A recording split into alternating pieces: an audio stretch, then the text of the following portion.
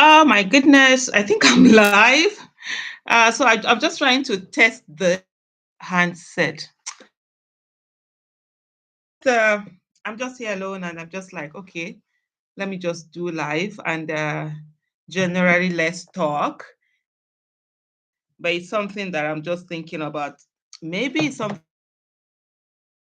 that just to have a communication and conversation and people can ask questions and stuff like that. Sometimes when you don't have your glasses. Okay, hi, hello. I do see there's someone out there. I've seen, I don't know much about technology, so I'm always learning, and it's quite hot here. Yeah, I've put on the AC, and this looks so dark. What do I need to do? Maybe next time I'll just use my phone. It's always brighter. Very good with technology, but I'm such a fast learner. And sometimes when I learn these things, people are like, "Oh my goodness, we didn't know that you could do this." I remember the first time I heard about Twitter was actually uh was actually May 5th, 2014. I didn't even know what Twitter was because I wasn't really any of this social media percent thing. Even the era of BlackBerry, nah, it just passed me by. I just couldn't be bothered. My laptop was all I used and emails. I heard about Twitter on the 5th of May, 2014, and that was the same day that I also joined Twitter. And I didn't even know a lot of things. Even Thread, I think it took me like 3 or 4 years before I even knew. Anyway, so as it is now, I just want to see. I'm just testing this for those of you who are coming in. I'm just thinking that probably I might need to do some sort of like that when people talk. I'm like somebody who likes to like ask question, you talk, and then you discuss about it. Something that I might be doing. Bola Bangbopa, I hope I got that right. Hello, and well done for joining. And please, if you have any questions, just throw them in. Uh, I mean, we all, I think we all have heard or seen what happened, although there are people who haven't. I just spoke to my husband a few minutes ago, and I was the one that had to tell him that Queen Elizabeth of England had died. May her soul rest in peace. It's really such a sad moment, even though she's old, death is inevitable. It's something that happens, it's expected of everybody, every one of us. But there's this things we just she will pull through. I mean, all throughout this morning, anytime I saw her name, my mind just kept cutting. Boom, boom. I just felt that, she pulled through. This is not the first time, it's been said that, oh, she was sick and stuff like that. She'll pull through. But unfortunately, our life is what it is. Hello, Lucky. God bless you too, Bola. Hello to you. Please let's ask those questions. Let's talk. I really don't have any topic, and I'm actually testing this. It's something that I might be doing as we go on. People before, but my throat was sort of like disturbing me, and I had to like cut down the amount of talk that I did. That growing up, I mean, I'm 40. I'm 48 years. I'll be 49. Life I've known about Queen Elizabeth. I've read about her even as a child before I was 10, when I was reading storybooks, when I was reading things. And then as a teenager, I read about her history. I read about and watched films and documentaries about her history, how her father, would die suddenly and then all of a sudden she was 20 something and she took on this thing and she reigned for 70 years. And for me it's always that she had this quiet uh, way of getting things done, and she just made things happen. She was always there. And remembering her, she was going to serve with her all, whether it was for long years, and she did serve even up to the last moment. For me, that's one thing that I'm just in like, wow. Uche Sin Obusin, thank you so much. Take your kind words for granted. Thank you very much for your kind words. Like I always say, Nigeria must work in our lifetime by the grace of God. So just watching and reading, but for me, it's so inspirational in the way that she has handled herself in the throne. And sometimes it's just the way fate is, because her father wasn't even supposed to be king. Her father, she wasn't, well, you can't say wasn't, because like for those of us who believe in pre-ordination, that when God has said certain things would happen, they do happen. But if you really read the history, her father was not the king. The reason went to her line was because the person who was king was in love with a woman from somewhere, an American lady. If I remember, these are things that I read when I was a teenager. I don't read now. I used to read, like, I mean, in my teenage years, I read. Most of the things, when I see me review them, that it was from the books I read. I mean, I was reading books of psychology before I was 10 years old. That's how much I loved reading. And during holidays, I would read my father's book, nothing. I knew, so all of this, and I read her story, and watched some of those documentaries, knowing fully well they were not. The kinship was, that's her uncle, and he was in love, in love. You know what love can do? She was in love, and of course, then there were just these stringent rules with the royal, that, oh, if you must marry a royal, or otherwise you have to leave the ship. Came to her father, and then Elizabeth we go on to be to be the queen. Passion Global Network say, you make us proud, keep doing the good work. Oh, it's all about Nigeria, and just listening, just sitting down and just thinking about when I turned 40. I said to myself, and I made a promise. I took and I was all alone. I don't know why,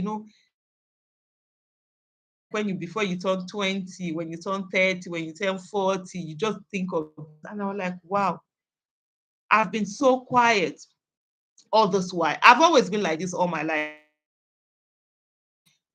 from my own circle, in terms of in terms of my secondary school. I've always been, they called me stubborn child. Anyway, when you were vocal, they will call you. And I've never allowed person to, walk over me. But I did it with at my O level. I wasn't focused on the national level. But when I turned 40, I said to myself, I will no longer be silent. I realized that I also was a problem of Nigeria. My silence was a problem. And at that moment, I decided that Nigerian issue. My main focus was education and wealth creation, financial literacy. I do teach financial literacy. I'm sure some of you, there are quite a few videos that have literacy. So it's thing that I find, because honestly, when you're poor, you're nameless, faceless, and voiceless. Poverty should be a crime against humanity, honestly. When I see people, sorry, please apologies. Let me see if I can just uh my live this so that I will just share the link. Poverty. No, no, no, no. When I see people try to make jokes about poverty, it's debilitating.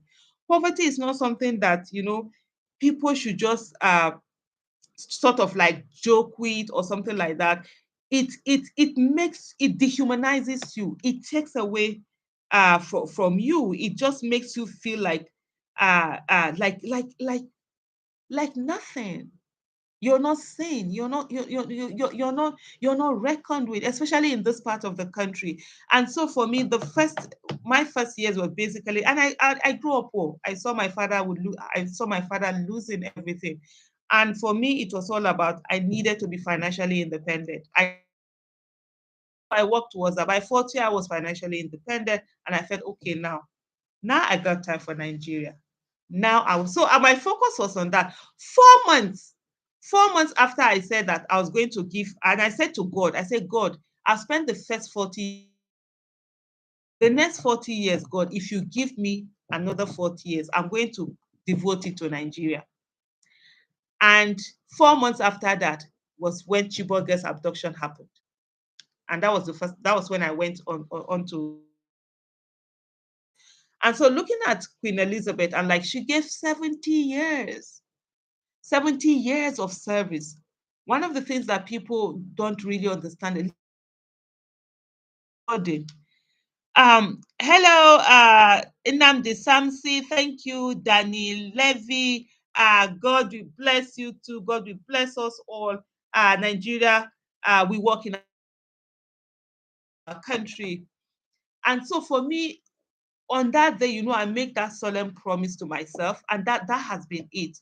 When I see a lot of people, I'm going to remove this my glasses now. They keep reflecting the ring light.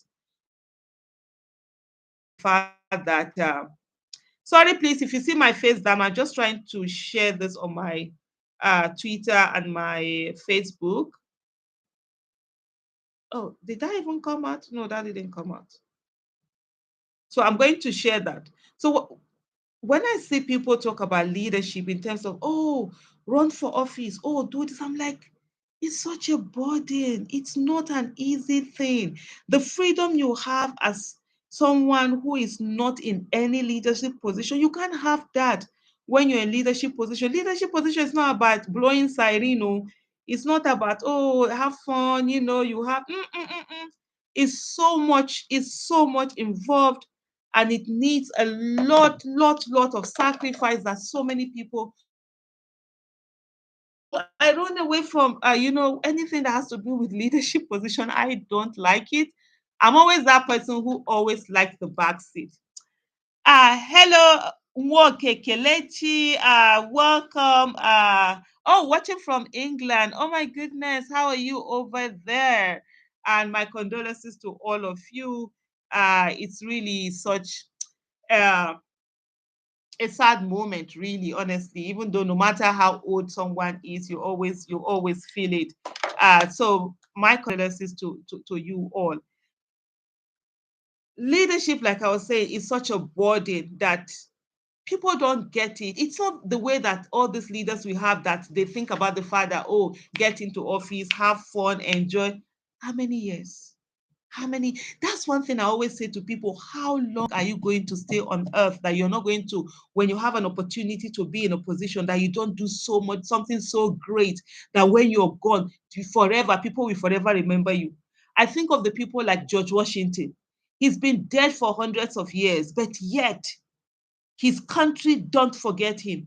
I think of people like Jefferson, President Jefferson. He's been gone for hundreds of years.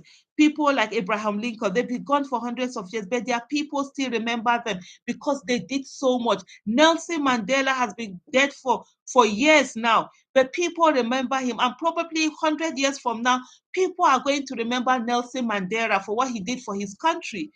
I see the likes of Lee Kuan Yew, the likes of Lee Kuan Yew, they will be remembered by their country members. It doesn't matter whether somebody else has issues with them or whatever. We're all humans. We make mistakes. We have issues, but their countries, they will forever remember them. Imagine 100 years from now, somebody is remembering you, and then imagine if you're being remembered for bad.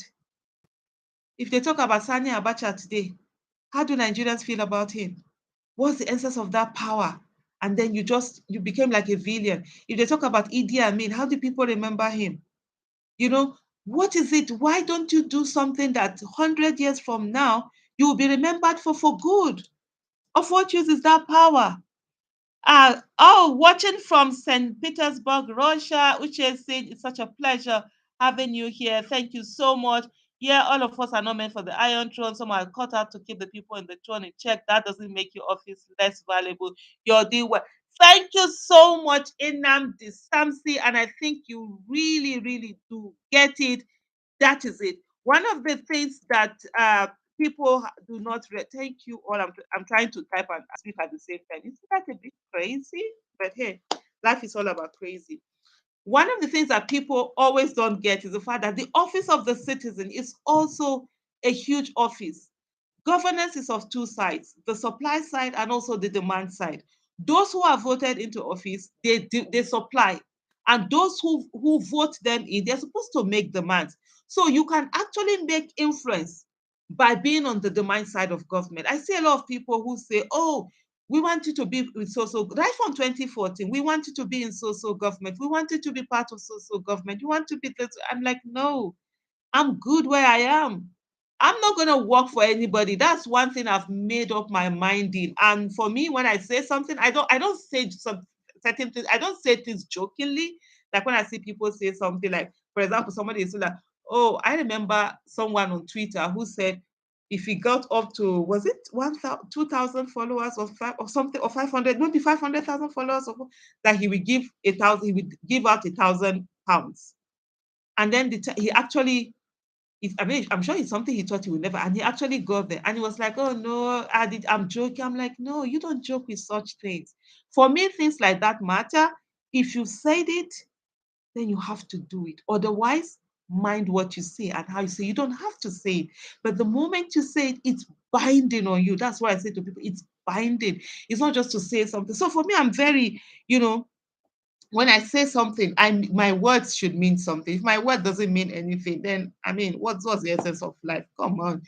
Your word should be your bond. And so right from 2014, I keep saying to people, I say, look, I'm not gonna work for any government. I'm not interested in that. And I'm not joking. When I see people come to say, oh, you'll be this minister, you'll be that, I'm like, nah. Where I am, I'm very comfortable with it. And for me, the thing that I'm gonna do for Nigeria is to hold whoever is in office accountable. I cannot go and be doing yes sir, yes ma for anybody. I've never worked in my life. I'm a businesswoman. I'm a trader, and I sell houses. I build houses. I started building in the year 2007.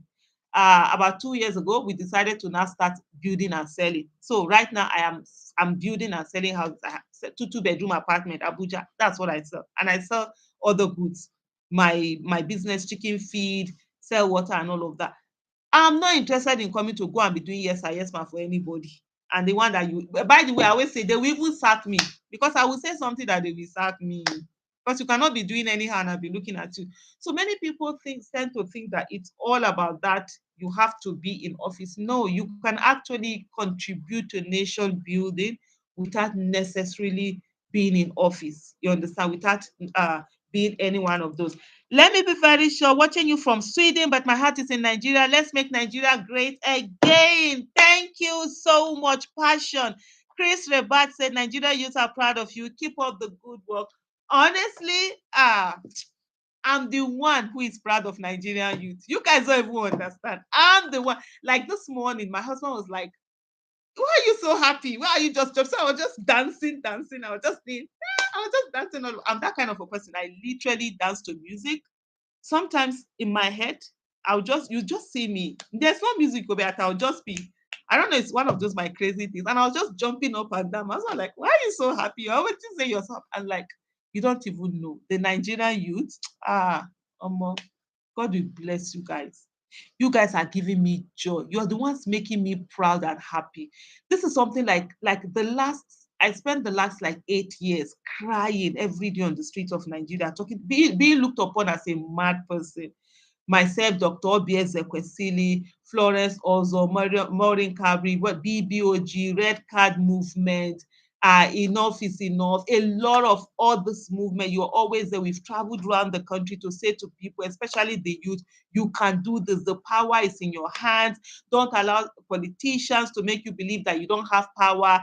Oh, they will say it's only this party or only two parties. No, you can have this thing. And then all of a sudden, it's like, I'm like, who are these Nigerian youth people? You understand? It's so crazy. It's so amazing. And so it is me that should be thanking the Nigerian youth because every day you guys give me joy. Literally, literally, literally give me joy. Joe Big Town says, your voice is a breath of fresh air during this time of abysmal leader and faith state era. Your speech and iconic protest photo during NSAS will forever be remembered. God bless you, CJ from GB. Thank you so much, Joe, for your kind words. I do not take any of this for granted.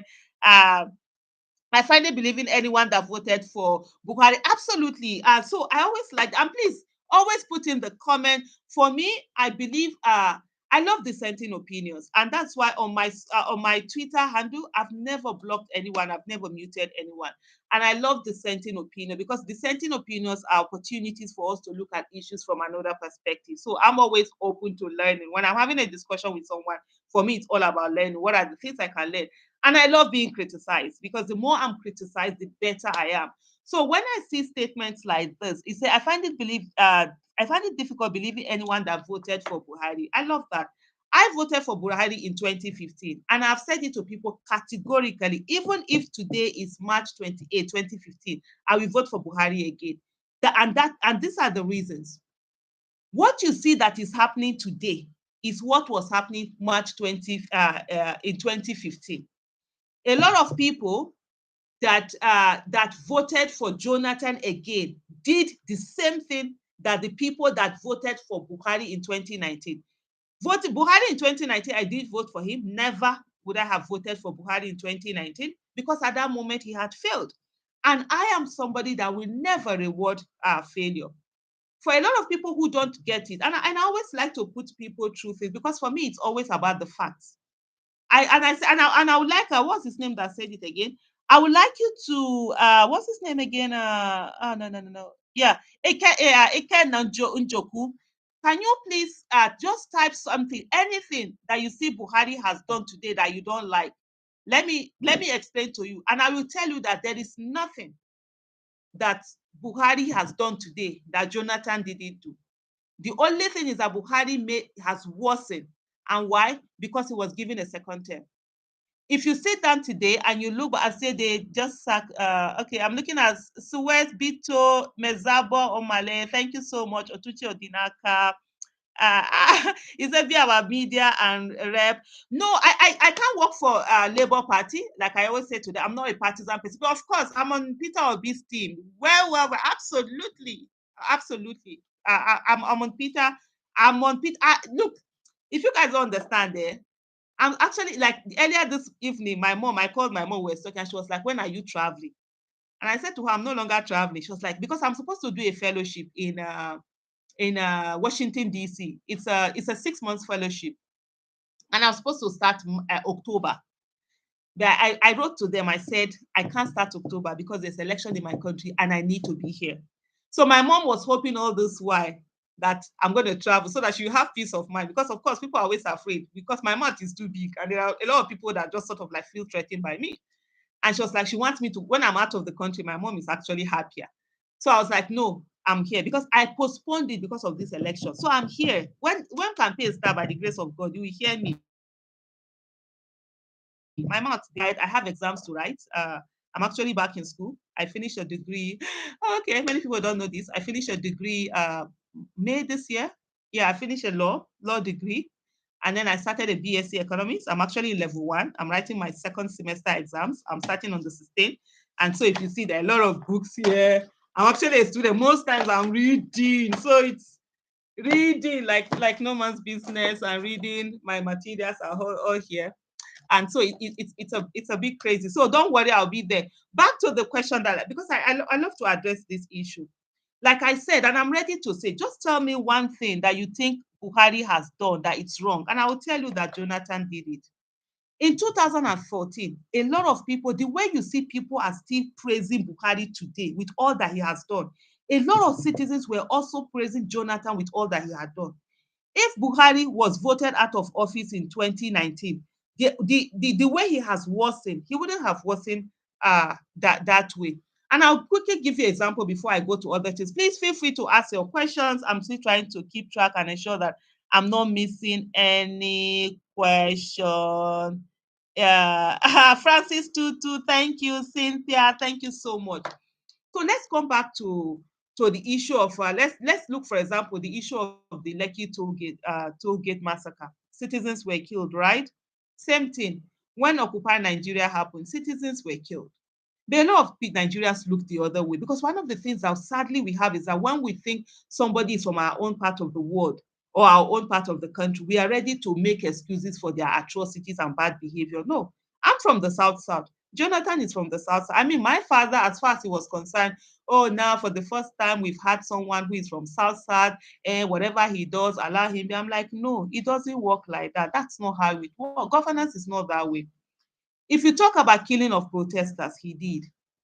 In I think it was this November or December 2014, the National Assembly was attacked and police tear gas the Speaker of the National Assembly. That was when they had to climb the fence. I think some of you see that pictures where is it Bajabiamiala, the current Speaker of the House of Representatives, they all had to go through the wall. That's one. In 2014 Ekiti election, there was militarization of election. I think that was it in Oshun that what do you call this person? Lai Mohammed. Yeah, Lai Mohammed was arrested for loitering. Many people seem to have forgotten those things. This was our democracy that people had died for, was under attack under Jonathan. So sometimes when I see you people trying to say that Jonathan was a Democrat, I'm like, which Jonathan? This Nigeria that we live through, was it that you people were not paying attention?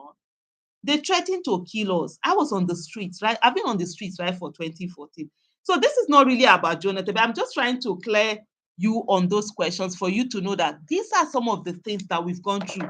So you expect me to vote for somebody who was failing, who did not show any concern. Atrocities were happening. People were being killed. He was not caring. And I should vote for a bad person. Lie. I can't. I'm not that kind of a person. Even if it's my husband that is there or my father and they are behaving that well, I won't vote for them. And I'll speak against them. Simple as ABC, they know anybody. I will not vote for that person. So when you talk about the fact that, oh, Joe, and then when people are talking about Buhari, Buhari was rejected 3 times. Nigeria did not want Buhari. But things were so bad that it was anything but Jonathan. Some of you that are going after Atiku today, the same Atiku, if he had won the primaries of APC, he would have been the one people would have voted for. So in fairness to people, they didn't want Buhari, but Jonathan's atrocities made it happen that way. And some people will say that the rice was how much did they say? Rice was 7,000. Okay, how much was rice 2018? Does that mean that Jonathan Buhari was good in 2018? No, it doesn't. You must always think about yourself, not about the leaders. Oh, you are trying to protect leaders who haven't had your back. So that's the thing. This thing is about looking at issues the way they are. A whole sitting governor, Adams Oshomole, was my governor in 2014. They stopped him from flying. They said orders from above. He was going to, I think it was Oshun election. He was going for a Oshun election. They stopped him. They at many, who remembers Merily Oga? Please, if you remember Merily Oga, let me know. Buhari was the only non-head in the history to vote against the countryman in the USA before his nepotism and discretion was well get to vote for. Yes, Ikenna, I voted for him because at that time you can't expect me to be thinking about the atrocities of Buhari in 1984 when 2014 a lot of atrocities were going on.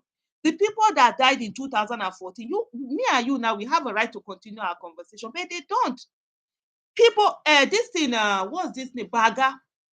2,000 people were killed in Baga. Jonathan did not say a word. But 5 people, when Charlie Hebdo happened, that was the same week. Few days, Baga happened in January 2015. A few days after Charlie Hebdo happened.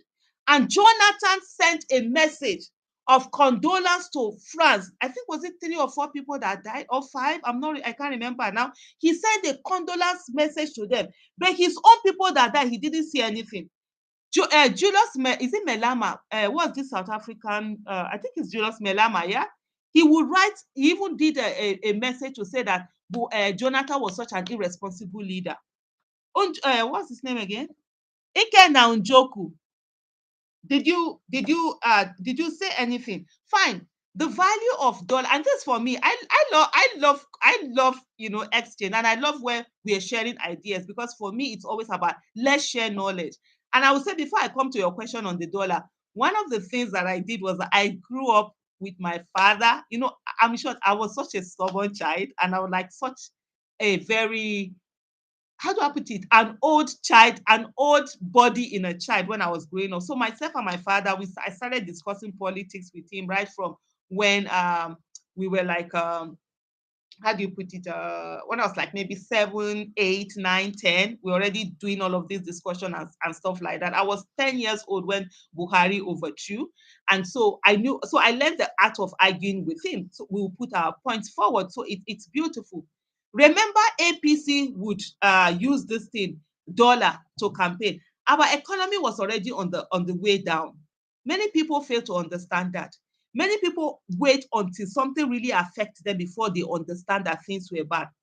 And that was why APC was using dollar to do their campaign. How many of you remember that APC had, when they say, oh, dollar is now 220 naira? It went from around it was in 170 something. In a few months, it became 220 naira.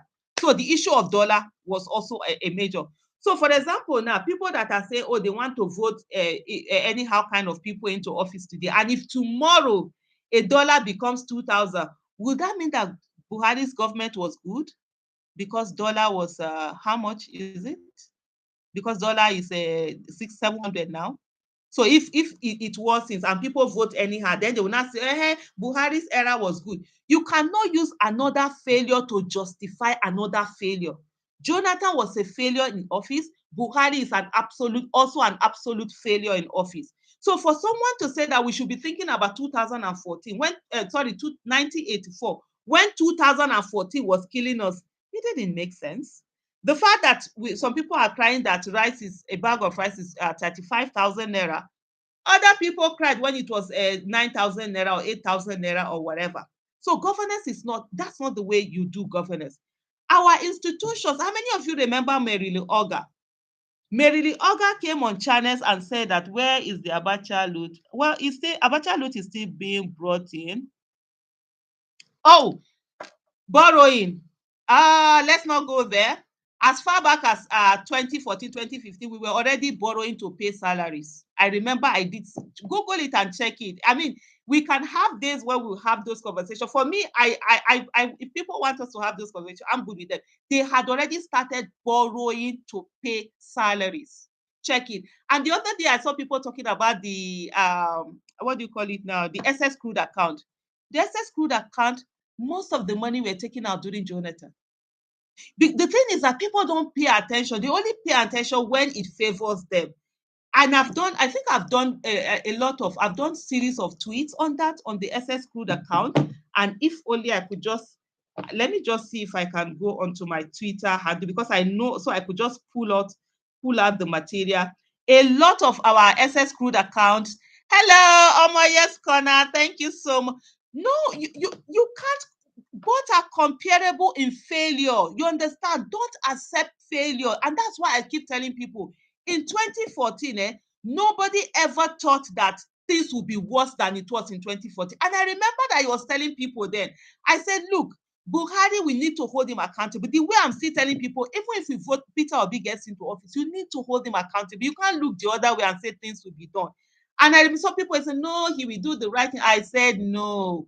The way, if you go back to my tweet in 2014 October, there was a place where I said Buhari can't win election, because after what happened after the 2011 election, and then there was riot, and he didn't do anything to stop the riot. As far as I could say, it was done. And I put out this tweet. But as you went on, Jonathan was as if he was on a mission to fail. And for me personally, I say this all the time. I say Buhari did not win the 2014 election. Jonathan lost it. That election was Jonathan's own to win.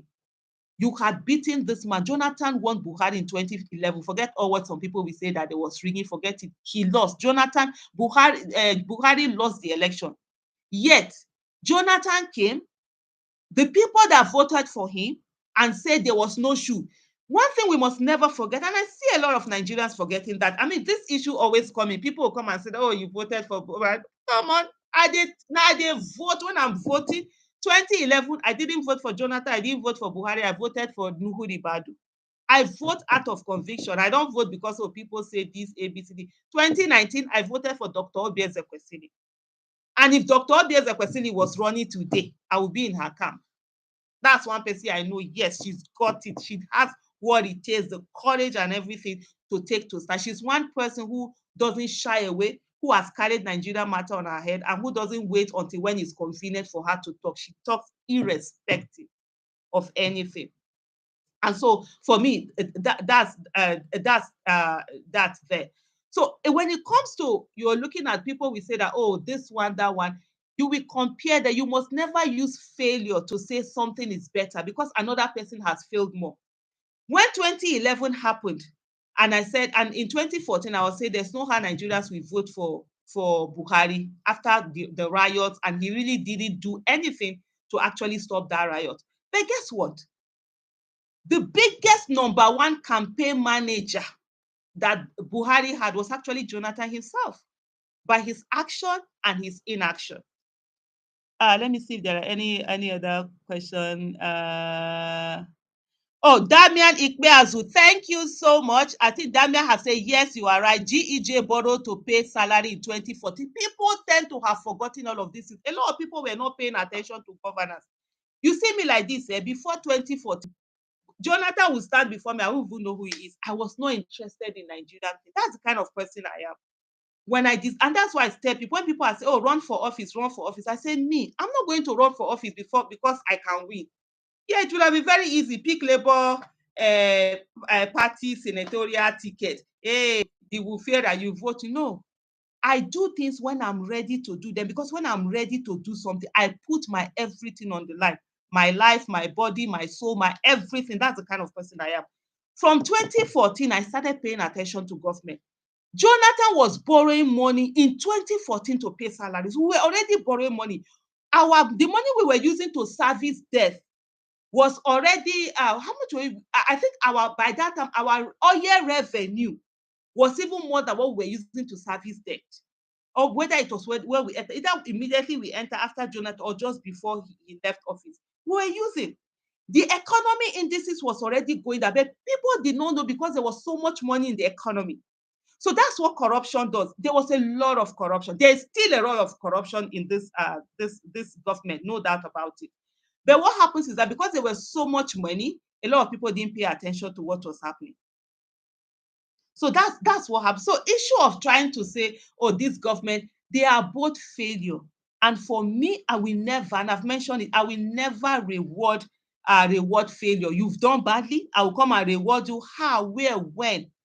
The way Buhari worsened, that's the way Jonathan would also have worsened if he was given a second term. And that's why I say to people, the people who voted for Jonathan in 2015 and the people who voted for Buhari in 2019, they are one and the same people. The only difference is that the ones that in 2015 did not succeed in putting back Jonathan. Unfortunately, the ones in 2014 succeeded in putting back Buhari. It's as simple as that. And this thing, we must always put Nigeria first, not whether one person, not whether you like some. You see this Peter Obi. I'm here rooting for Peter Obi. He enters into office, he begins to do anyhow. He will see anyhow. Nobody, for me, I'm not in anybody's camp. I'm in Nigeria's camp. It's as simple as ABCD. And I will say, and I will vote you even if I don't like you, if you happen to be the best I can see on that district. So for me, 2014, Buhari showed that he said he was going to change. He said he was a reformed Democrat. He had put a lot of changes in place, because if you look at Buhari of 2000 and Buhari of 2003, Buhari of 2007, Buhari of 2011 was different from Buhari of 2015. And for me, I'm not a soothsayer. I'm not going to be thinking, oh, maybe he will change. Whether he change or it's on him. If Peter Obi enters office tomorrow and he does very well, it's on him. It's not on me. If Peter Obi enters office tomorrow and he does badly, it's on him. It's not on me. I'm not going to be saying that, oh, I will. No. You see that thing that people were doing, people were being made to apologize for voting in 2015. I say, are you okay? Apologize for my own right to do something? No. Because I weighed my options and I was ready to take my option. And what a lot of people, and I see a lot of people who 2019, you were all clamoring for Atiku. Even up to today, a good number of people are also clamoring for Atiku.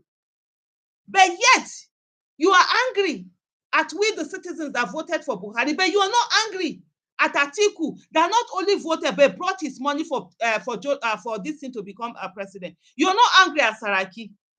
You are not angry at those, but you are angry at your fellow citizens because they are the ones that you can come at. No, I always say to people, I'm not one of those people that Hello, Chijoke, Tochuku, Omoyes Corner, AB Bishops, Adana Bernardine, my woman of valor. I don't think Jonah would have worsened in this country if he was given a chance in like Buhari has done. Do you know? Do you know the thing about that is that there are so many people up to today who say that Buhari's government is good. You can I can't argue with that. It's an opinion. The thing is that even if we say Jonathan didn't worsen, let's look at Jonathan when he was there. One of the things that I am, if in short, and I'm not being proud about it. I'm just stating the fact. I am a very critical and very objective person, even when it concerns my matter. Sometimes my husband will say, "Ah, but get out of here. You are too objective, Jerry." Even my mom, when I was little, I will always tell my shoes. And that's why my mom says, if you look at my Twitter bio, I said, even on my YouTube, I said, my mom says, in my court, nobody wins. And she always says it in a very angry, but she said, "Oh, get out of here. You always analyze it." Because I look at issues the way they are. I take myself out of an issue when I'm looking at it. And so, Jonathan, Nigerians gave Jonathan everything. You see this thing that they are doing with Peter Obi, to an extent, they did it with Jonathan. He didn't have any shoe. I remember when people were because in 2011, I didn't vote Jonathan, I didn't vote Buhari, I voted for Nuhu Ribadu. I'm used to being on the other side. Even 2015, the reason why it was only Buhari and Jonathan that I knew, I didn't know any of the other candidates, not one single one of them. Even Remi Shonaya is after 2015 election, we started interacting. I even got to know her. So I only knew two candidates, and I knew I needed to make my choice from that from those two candidates. But you see, in 2011, Nigerians came out for Jonathan. Before 2011, the cabal did not want Jonathan. Cabal, the Nigerian establishment, the political establishment, they didn't want Jonathan. Jonathan was one kind MUU, the way we dey take her for South Saturdays. You know, say I be Sasa woman. As I dey now, I go transfer enter PG. You know, say some people they see me say I wear hijab, they think say I be not a woman. I no be not, I be Satan woman. You understand? Na that side now I come for. Anytime wey I know say na that man na dey represent them, because now when they talk, they go dey talk say South we don do presido finish. Na that kind man and they send place where we get people like Odili, where we get people like Donald Duke, where we get people wey full ground, wey mind. Now we carry person wey no get liver. For Sasa, dem know say we get liver. We no dey carry last, we no dey do anyhow, we no dey fear person, we no dey fear pace. But they carry this person called Jonathan, come dey do anyhow. People didn't want Jonathan to be president. People, and that's why I see a lot of Nigeria, which is so in this now na English wan fail me. That's why they enter PG when the thing don hot. English no dey flow well, when na PG dey flow. Very disingenuous of them.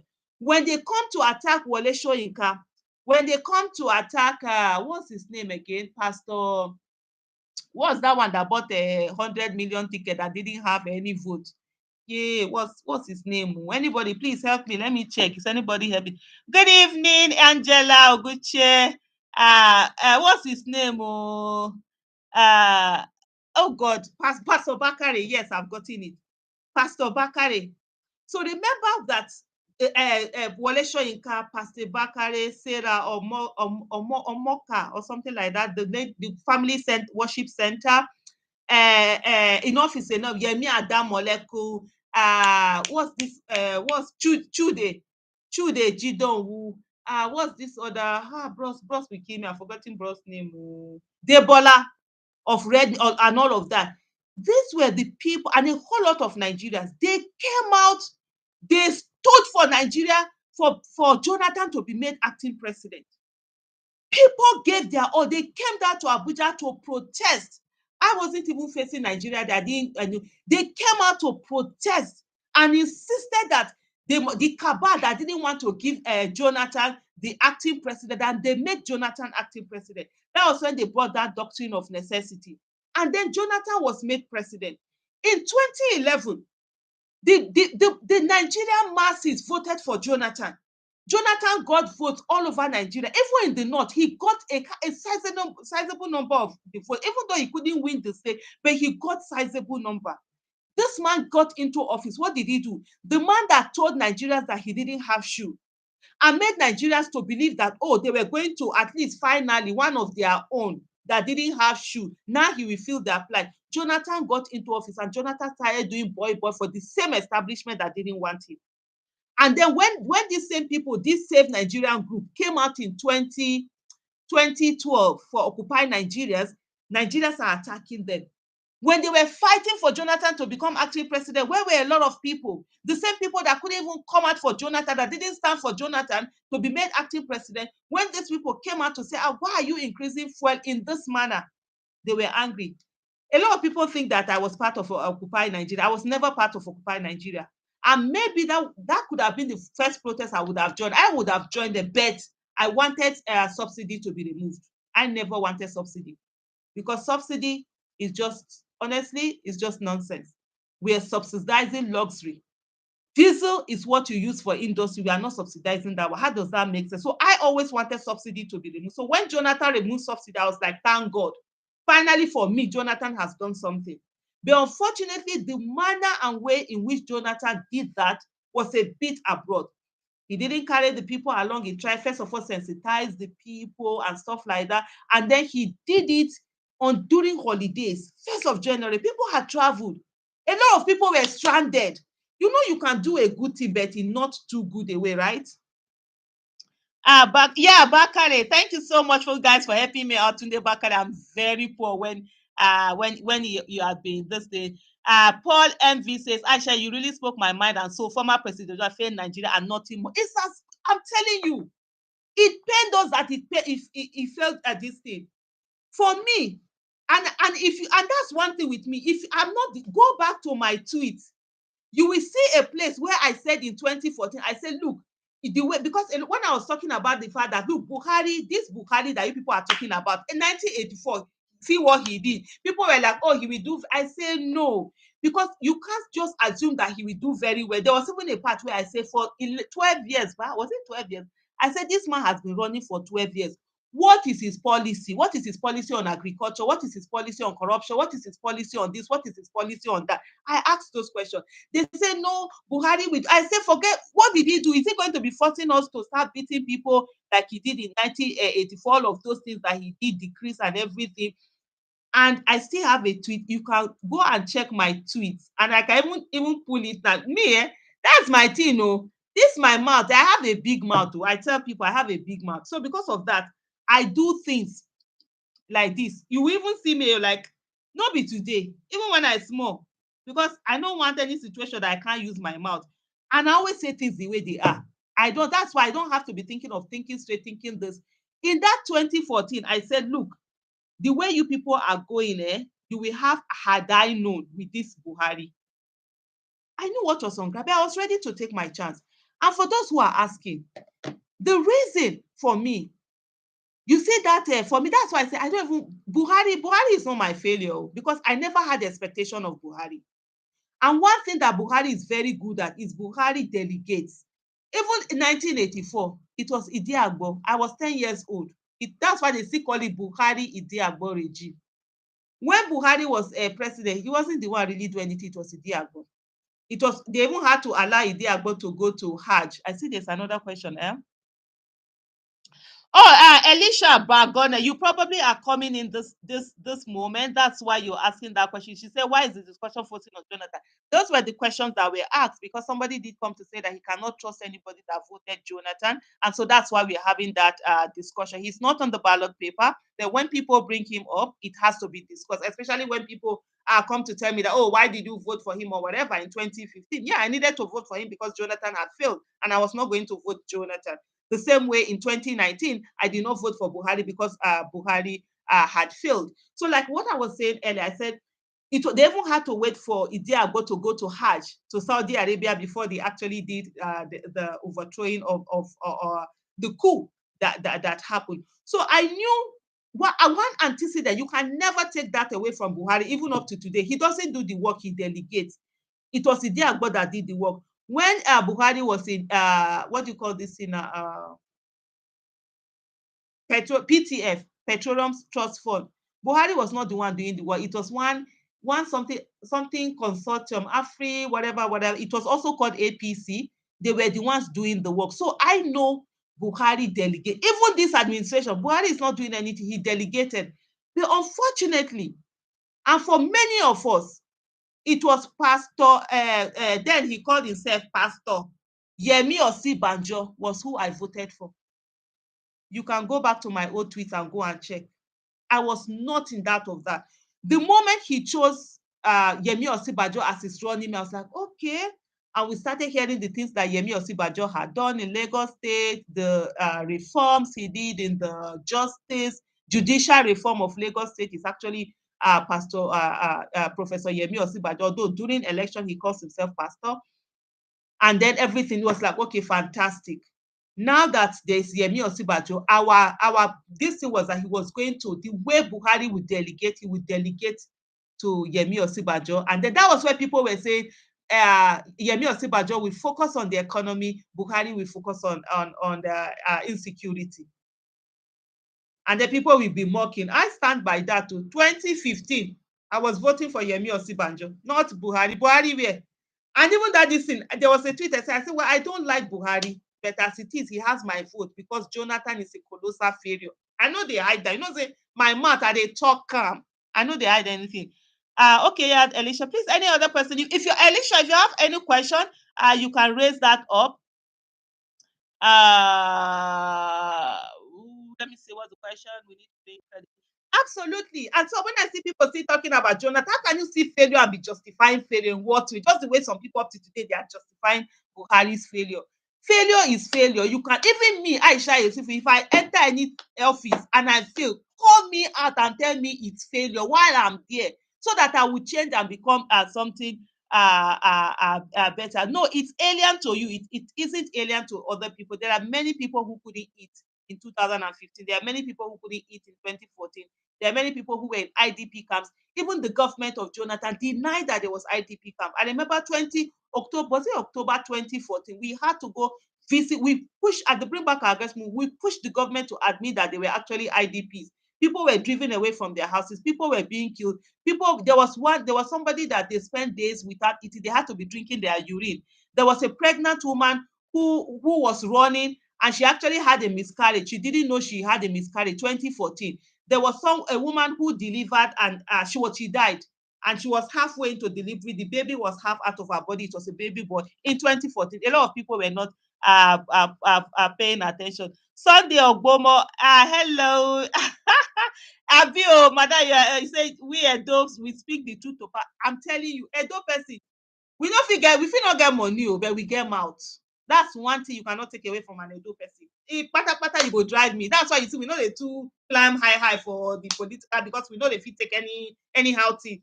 Pata you go drive me, you go sack me, but my mouth shy, you go shy there, I go talk am. So there has been level of hardship. And one of the things, why I want us to I'm taking this on is that if you think that things cannot be worse than it is now, you are joking. It can be worse. We can be buying rice 100,000. I think I've done a tweet on that before. We can be buying dollars 5,000 naira. So if we want to vote now, let's vote very well. They want to say, who will win? There's somebody on the candidate. Put everything you can and follow him. My candidate is Peter Obi. I'm not hiding that. I'm not doing that. As soon as the first thing I said was I needed all the candidates to be out. Even in 2021, I did a series of tweets to PDP, and I said to them they should retire Atiku and people like Saraki and bring forth Peter Obi and Frank Weke Jr. It's about Nigeria. But then those ones, those ones, well, they are in a world of their own. They are not here to defend themselves. I'm not going to be on their case. But on the issue of Jonathan, so if you have any question, go ahead. I'll put the question forward. But when people talk about Jonathan, I can spend 3 hours talking about the atrocity to the extent that during Jonathan, they were using military to take away newspaper. They were using militarization of election. It was Jonathan that started it in, I think it was Ekiti election or Ushu election. Many people have forgotten Brigadier Momo and what this person did. This guy, this minister from Lagos State, what's his name again? I'm very poor when it comes to names. The name is dancing in my head. I've forgotten his name. He was a minister. He now went to, I think it was from Obanikoro. Yeah. Obanikoro, they were the ones that did that militarization of election. When they packed 20,000, was it 20,000 police and soldiers to, was it Ekiti or Osun State? How can we ensure that the obedient presence is felt in all wards and polling unit area in Nigeria? Because in 2020 we have to get it right. Absolutely. You are absolutely right. We need to. Okay, so there are two questions here. Another question is saying that how do we monitor INEC in this coming election? Yeah, Funke, thank you so much. Yeah, Obanikoro, that was the name I was looking for. So let me quickly take the one of INEC. First of all, I think right now INEC have advertised for ad hoc staff. Honestly, if you have what it takes, please apply. That's one of the ways that you can serve Nigeria. Please apply and ensure that the people's votes matter. Talk to people and let them also apply. It's very important. Ad hoc staff, I mean, if where you are, you're diligent about ensuring that, look, one, the votes are done the way they're supposed to be done, that would be something. And then for another thing, I think I even have a hashtag. I said I was going to tweet about this. We're going to have like polling unit bodies. Let me see where I put that. I think I put it. Let's have things like polling unit bodies. One of the things that normally happen is that when people don't show up at election, that's where a lot of people do all sorts of things. Let us go. We go to the polling unit and we are ready to stay there. In 2019, I was the only one that voted for my candidate in my place. I still voted for Dr. Obi Ezekwesili, even when she had dropped that, because of all the candidates, I didn't see anyone that I was going to give my mandate to. And when I voted, I stayed there till around 2 a.m. and ensured they counted it. That was on Saturday. Later in the morning at around 10, I went to the collation center and I made sure that my one vote, they counted it and it entered. So what we will do is that, one, we will all vote. Let's have people that will go in for these ad hoc positions, go in there and just do the right thing. Don't be biased. Don't do anything to favor your candidate or anything. Just ensure that whatever it is that people do there, what the mandate that the people give, that's what is counted and that's what is ensured. That's one. Then let us all go en masse and be at the polling unit. Maybe what we do, we will know each other before the election. We form like bodies. Let me know, this is my polling unit. Who are there, so that we go at once, so that you don't leave one person. Like when we are doing protests, we don't leave one person behind, so that's how they easily make one person and maybe come and beat people or other. People will be ready to defend their votes. We sit down there and stuff like that. It's always easier when there are more people and they are not able to do a lot of the atrocities they do before. The 2022 Electoral Act is an amazing document. It has stopped a lot of the shenanigans that politicians do, so that might help us. They will still be looking for ways they can beat it. They've not perfected it yet, so that will help. So that's one thing. And then Nigeria's eye on INEC, because a lot of things. Now let's put Abdul Mahmoud Mahmoud, no, not Abdi, Mahmoud. Let's put him on fire, his feet on fire. Make sure we're making demands on him, letting him know that we're watching him, that he should not do any sort of shenanigans. There have been a lot of reports. Buhari has appointed people rec into the commissioners that are partisan, or they are known to have partisan this thing, because you are supposed to be non-partisan when you're going for INEC. Let's also call on the National Assembly that they shouldn't, what's that thing they say they do now? When they go to them to confirmation, so that they won't do that confirmation. That's also something that citizens can do. What else? What else? What else? Keep watching INEC, keep following what is going on. But most importantly, on that day, let's be at the polling unit. Let's ensure that the votes are counted, they're entered correctly, and they are transmitted, and that, that's one. On the other issue of how are we going to pass the message of obedience all around Nigeria? So this is it. And I think I might do a separate video just talking about things. It has to be calculative. First of all, where are Obi's strengths and where are the places that are not his strength? Obi's strength, from what I see, are the southeast, the south, north central, and a little bit of the southwest. He doesn't have more strength in northeast. He doesn't have more strength in north west, right? Which region have I left out? Southeast, south, south, north central, a little bit of north, southwest, yeah. Then you saw these two other regions, and these are the regions that have the main thing. But he can pull in votes. The votes that he can pull in might not necessarily be that he will win per se, but he can get a substantial amount if we keep working and keep talking. So before I come to the other ones, one of the things that have happened is that Buhari, with his failure, has disillusioned a lot of people in the north. Forget what they tell you on social media and all of that. A lot of people are angry at Buhari. So, and most of them, because of that, they are not even interested in all this before, when they say, oh, they will not vote a non-Muslim and stuff like that. They will not vote Igbo. They will not vote a non-Muslim. A good number of them are coming away from that. They are like, they just want somebody that will give good governance. They don't care what religion you are. If you like, whatever, just come and give us good number. So that might bring up the vote. So but a good number of them are also skeptical, thinking, oh, can he win? Can he not win? But when they see that, please let me know if I'm talking too fast. I always talk too fast. People say that a lot. Just let me know. Just write it there if I'm talking too fast, so that I'll consciously reduce the way I speak. And please be free to tell me what I'm doing wrong, because that's the only way you can help me to be better. If you keep telling me, oh, Aisha, you're doing well, Aisha, you're not helping me. I need to know what I need to fix to be better. At least I should be better than yesterday. Now that's how life should be. And so Buhari has disillusioned the North so much. Let me be able to read whether, okay, somebody says I'm fine. Okay, thank you. Somebody challenge Obito, or what are they going to do and how? Okay. Uh, okay. Some of the messages are running so fast. Now I understand why this thing was say whether they should give one minute gap before somebody be able to type. So what was I saying?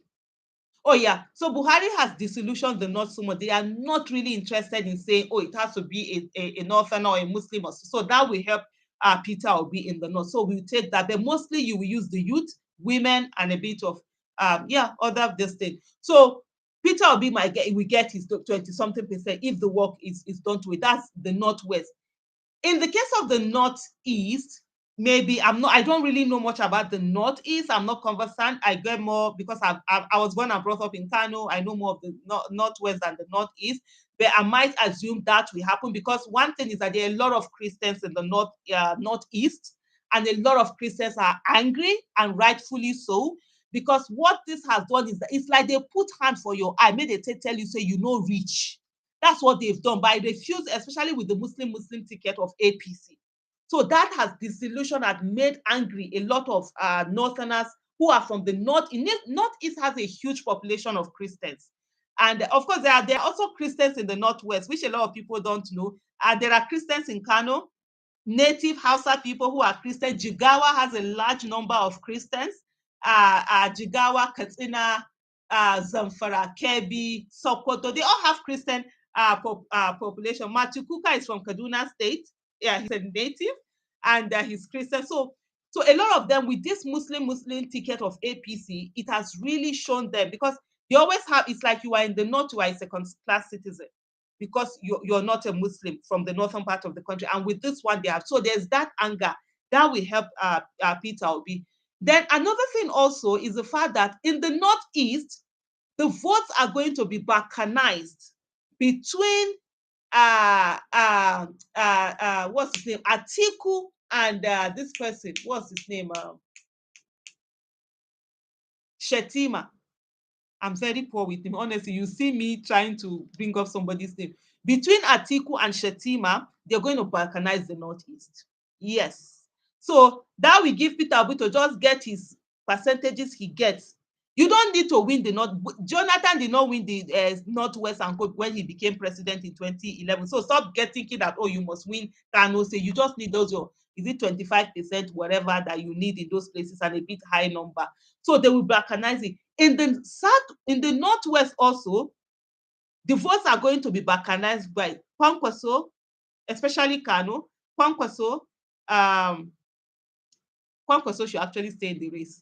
He will be a very good this. Kwankwaso, Tinubu, and also Atiku. So a lot of that. So this person can get it. Coming down to the other side, so North Central appear to be really, really sort of like Obi, but it's not to be taken for granted. work still has to be done, but there's a good this in there because a lot of, first of all, the North Centrals are always not considered as the North. They only use them when it's time for election. They will bring the numbers. Other than that, they are not seen. So you have a lot of that. The South, to an extent, they are really going OB. And those states won. We are always Labour Party. Even Adams Oshomole actually won with Labour. As far back as when they started, my father had already you so Obi, Peter Obi, Peter Obi. Even there, I was like, oh, they've not done election. No, sorry, they've not done the primaries. I waited for all primaries to be done for all the candidates. I made my choice from the candidate before I went. My father had been like, Obi and everything. So Southeast, now. After you all know the person now, when I know vote Peter Obi, candidates will get competence. That I know Southeast has always been for PDP, and they've always just given their vote anyhow to PDP. So, but this time I see I've spoken. I have an adopted child from Onitsha, Anene. Anene, I spoke to Anene a few days ago. And I was like, no, he say Southeast is obedient or whatever, and all of that. Then the Southwest, Lagos is not as easy as people think that it's just for Tinubu. The only reason Lagos has been for Tinubu is because people don't go out to vote. Lagos is one of those states they have money, but they know they well Adana Bernardi. Well, with politics, you never can say. You might be right, he might chicken out, and then okay, even if he chickens out, the balkanization will also go on between Atiku and Tinubu, because Atiku, but then Peter Obi's own is just to get the substantial amount he has and then really focus on these strong areas. So he needs to focus because he needs to get a high proportion from these his strong areas. And then this one, he will put the energy to be able to get his 25% that he needs and raise the number up. Because what needs to happen is Peter Obi needs to be at the top. However the election happens, we need to ensure that Peter Obi is at the top so that even if they go for a runoff, he will be able to be part of that runoff, even if it's not outright win. Then when they go for a runoff, a lot of people will see that, one of the things that people have right now is not that they want the other, it's just that they're afraid. Nigerians feel that you have to win election because a lot of the way we've worked, especially after that 2015, when they were telling people to apologize for their votes, when they were laughing at when people lose, they would be laughing at them. That's what has made a lot of people afraid. So they would rather vote for who they think will win rather than who they think is most competent. But if we're able to get to a place where a substantial momentum is pushed, a lot of people will now say that, okay, it's as if Peter Obi can win. Then they will all jump in. That's what some people are waiting for. They will all jump in. So even if Kwankwaso chickens out by the balkanization, you'll be able to get those votes. So the thing for me is that one of the things that Peter Obi has to be at the top. Even if it's not an outright win, let us go for a runoff, because when you go for a runoff, it now becomes the highest numbers, right? When you do the highest numbers, it doesn't matter. So what happens with the highest number is that there's no need of this 25% of two-thirds and all of that. No, what just happens is that who has the highest number, and there's people will not say, okay, it's between two people, so there's no need of thinking that, oh, who you vote for will be the one that we go. So for me, and I will tell you something. I have more 2015. I wasn't sure that Buhari will win the election, honestly, because there were so many things against Buhari. It's just that this person kept making mistake upon mistake upon. When I see people talk about I just laugh. People don't pay attention. That's why today you are seeing a lot of people that were so heinous in 2015. They became, this thing that the people were worshiping is now they are not seeing, is this how this person is or whatever. When it was in February that I finally said that I am going to vote for Buhari. If you see a lot of the Buharis then, they were so happy. People were like, oh, finally, Aisha has, because I was always against this thing. And I kept saying that Buhari is not doing anything different from Jonathan. When people were killed, he wasn't saying anything. He wasn't doing that. I say he didn't have the thing that he should have on ground. He didn't have things. We didn't know what his policies were. We didn't know what he was heading and things like that.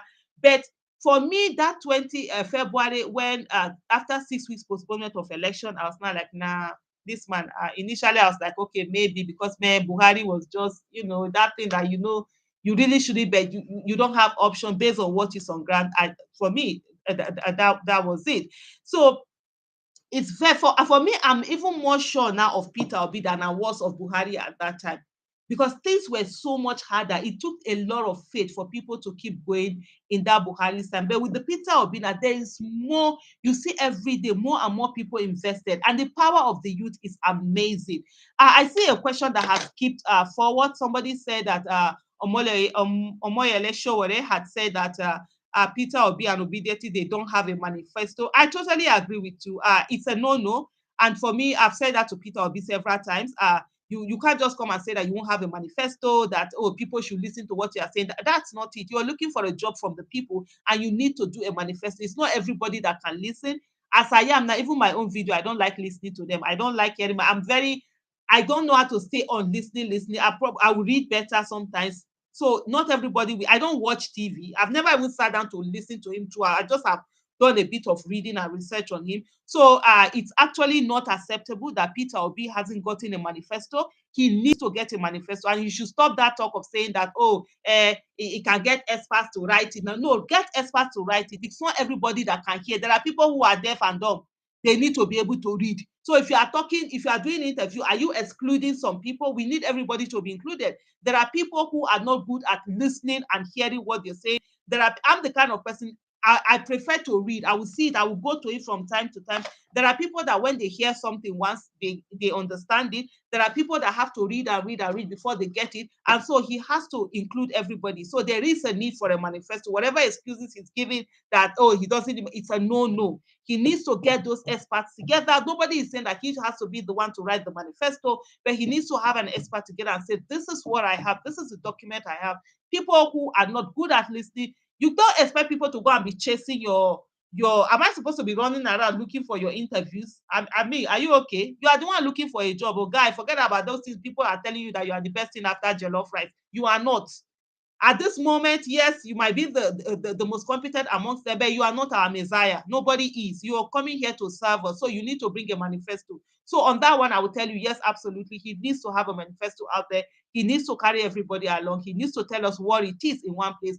People are not supposed to be the ones to go and be looking for his interviews. When you're going for a job interview, you don't go there and say to the people, go and look for my CV somewhere else. No, you put them together and bring them in. For me, one of the things I will never take is disrespect to citizens or any kind of feeling of whatever. No, those things need to be there. Let me see so that I don't miss any. Mm, what is the value of Shekarel in the political?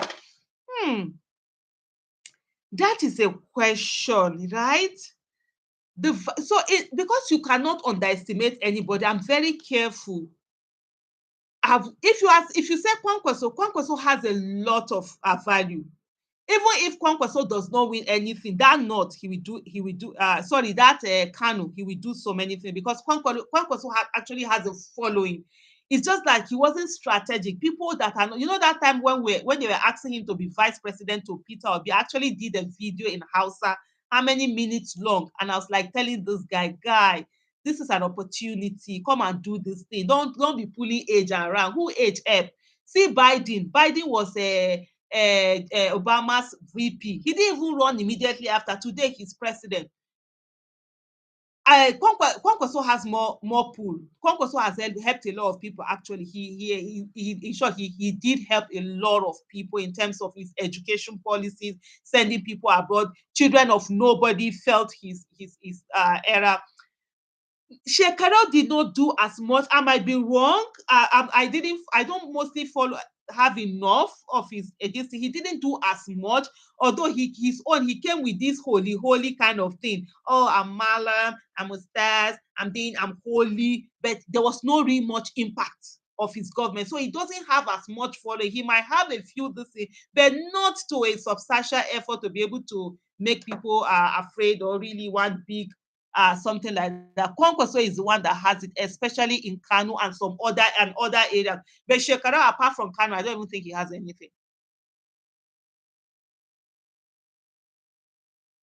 Oh, in terms of conquering tribalism, I've talked about that earlier, where I said that the North, it's Buhari that has helped to conquer it. Maybe I always talk about nuisance value that Buhari has, right? Buhari has a whole lot of nuisance value, and that's one of the things. He has made the North really understand that tribe is really nothing. Because the state that has gotten the worst of Buhari's leadership is actually his state, Katsina State. Oh, Katsina State is just a shadow of himself. And then on the issue, somebody please said, Sunday said, is there a way, any way we can bring sure whatever? But I don't think so. No, I think from the much I know, it's a categorical no. Even in 2019, he was never part of the pact. You know, they had that where they wanted the third force to come together, and he has been one person who has always felt that he's the one that can do it and doesn't want to work with anybody. And well, that's his choice. I don't know why that is, but of course, we have to respect people for what they want. Yesterday I heard someone say eat Peter because we show the not Ayuba's paper. I don't know, but sometimes Igbos are the problem. Oh, please, Ahmed, stop that. Yeah. Stop that. You know, one of the things that we must do away with is this generational hatred. You understand? Don't come and say that, oh, Igbo say Igbo. So if somebody says something, how is that Igbo? So because if I've done something now, you now be blaming Edo people do you anything. So stop all of that generational hatred. It's the same way you see somebody who has said that there's also somebody from another part, whether the northern, southern, eastern part of the country or western part of the country, that also have said that. And one of the things I would tell you, and I know this because I've been I don't call myself a victim. I've been at the end of receiving all of these kind of attacks and things from government handles that they create handles and put names. I've talked about this a lot of times before. Maybe I need to talk about it again. They will put a handle and then they will put a Chidimma Okeke. Meanwhile, it's a bot. Then when the handle is tweeted, they will say, oh, it's an Igbo person that is tweeting. Some of them will do a handle and they will put Yinka Adekunle. And then somebody will not say it's a Yoruba person that is tweeting. Or they will do a handle and put Isa Japaru. And then they will say it's a handle. No, these are bots. Most of them are bots. And they say all sorts of outrageous things. And then they are making people just come at each other. Damian Ikpeazu says, certainly Obi must have manifesto and policy document. I absolutely believe that the area of technocrats in his team must guide him well and all of that. Yes, absolutely, he must. And one of the things we must do, we must hold Obi to higher standards than anything. We want the best of him. We want him to do very well. We want him to, when he leave office after 8 years, by the grace of God, that they will talk about him. He will be the father of modern Nigeria. And the only way we can help him by ensuring that we are not allowing him get away with this. We are holding him accountable. We are helping him where we can. We are telling him this is what he's doing right. This is what he's doing wrong for him to get, for us all to get that Nigeria that we are looking for. The fact that Ruth says manifesto has kept our people in poverty. Well, leadership has also kept our people in poverty. Should we not have leadership? We not have election. If that's what you're saying, let's not make excuses for anybody. Excuses are like shoes, and you always have the one that fits. As Samuel Bennett says, how do we overcome the issue of the funding? First of all, what they're talking about is nonsense.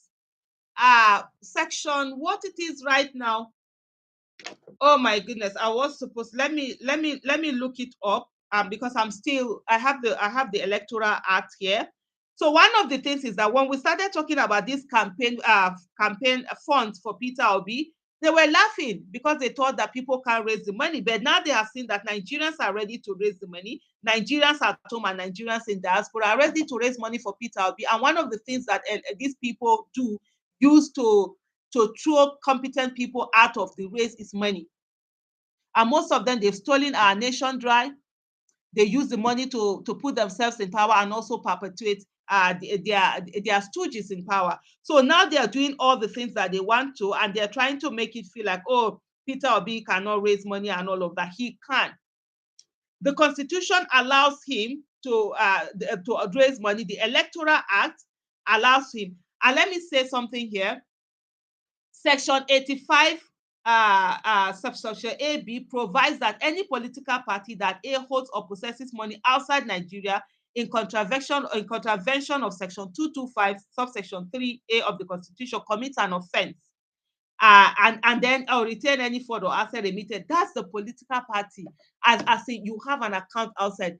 Peter Obi is not having an account outside. Peter Obi is having an account inside Nigeria. And where Abike Dabri was saying to Nigerians out there that, oh, they are raising money, they have a right to raise money. They are Nigerians.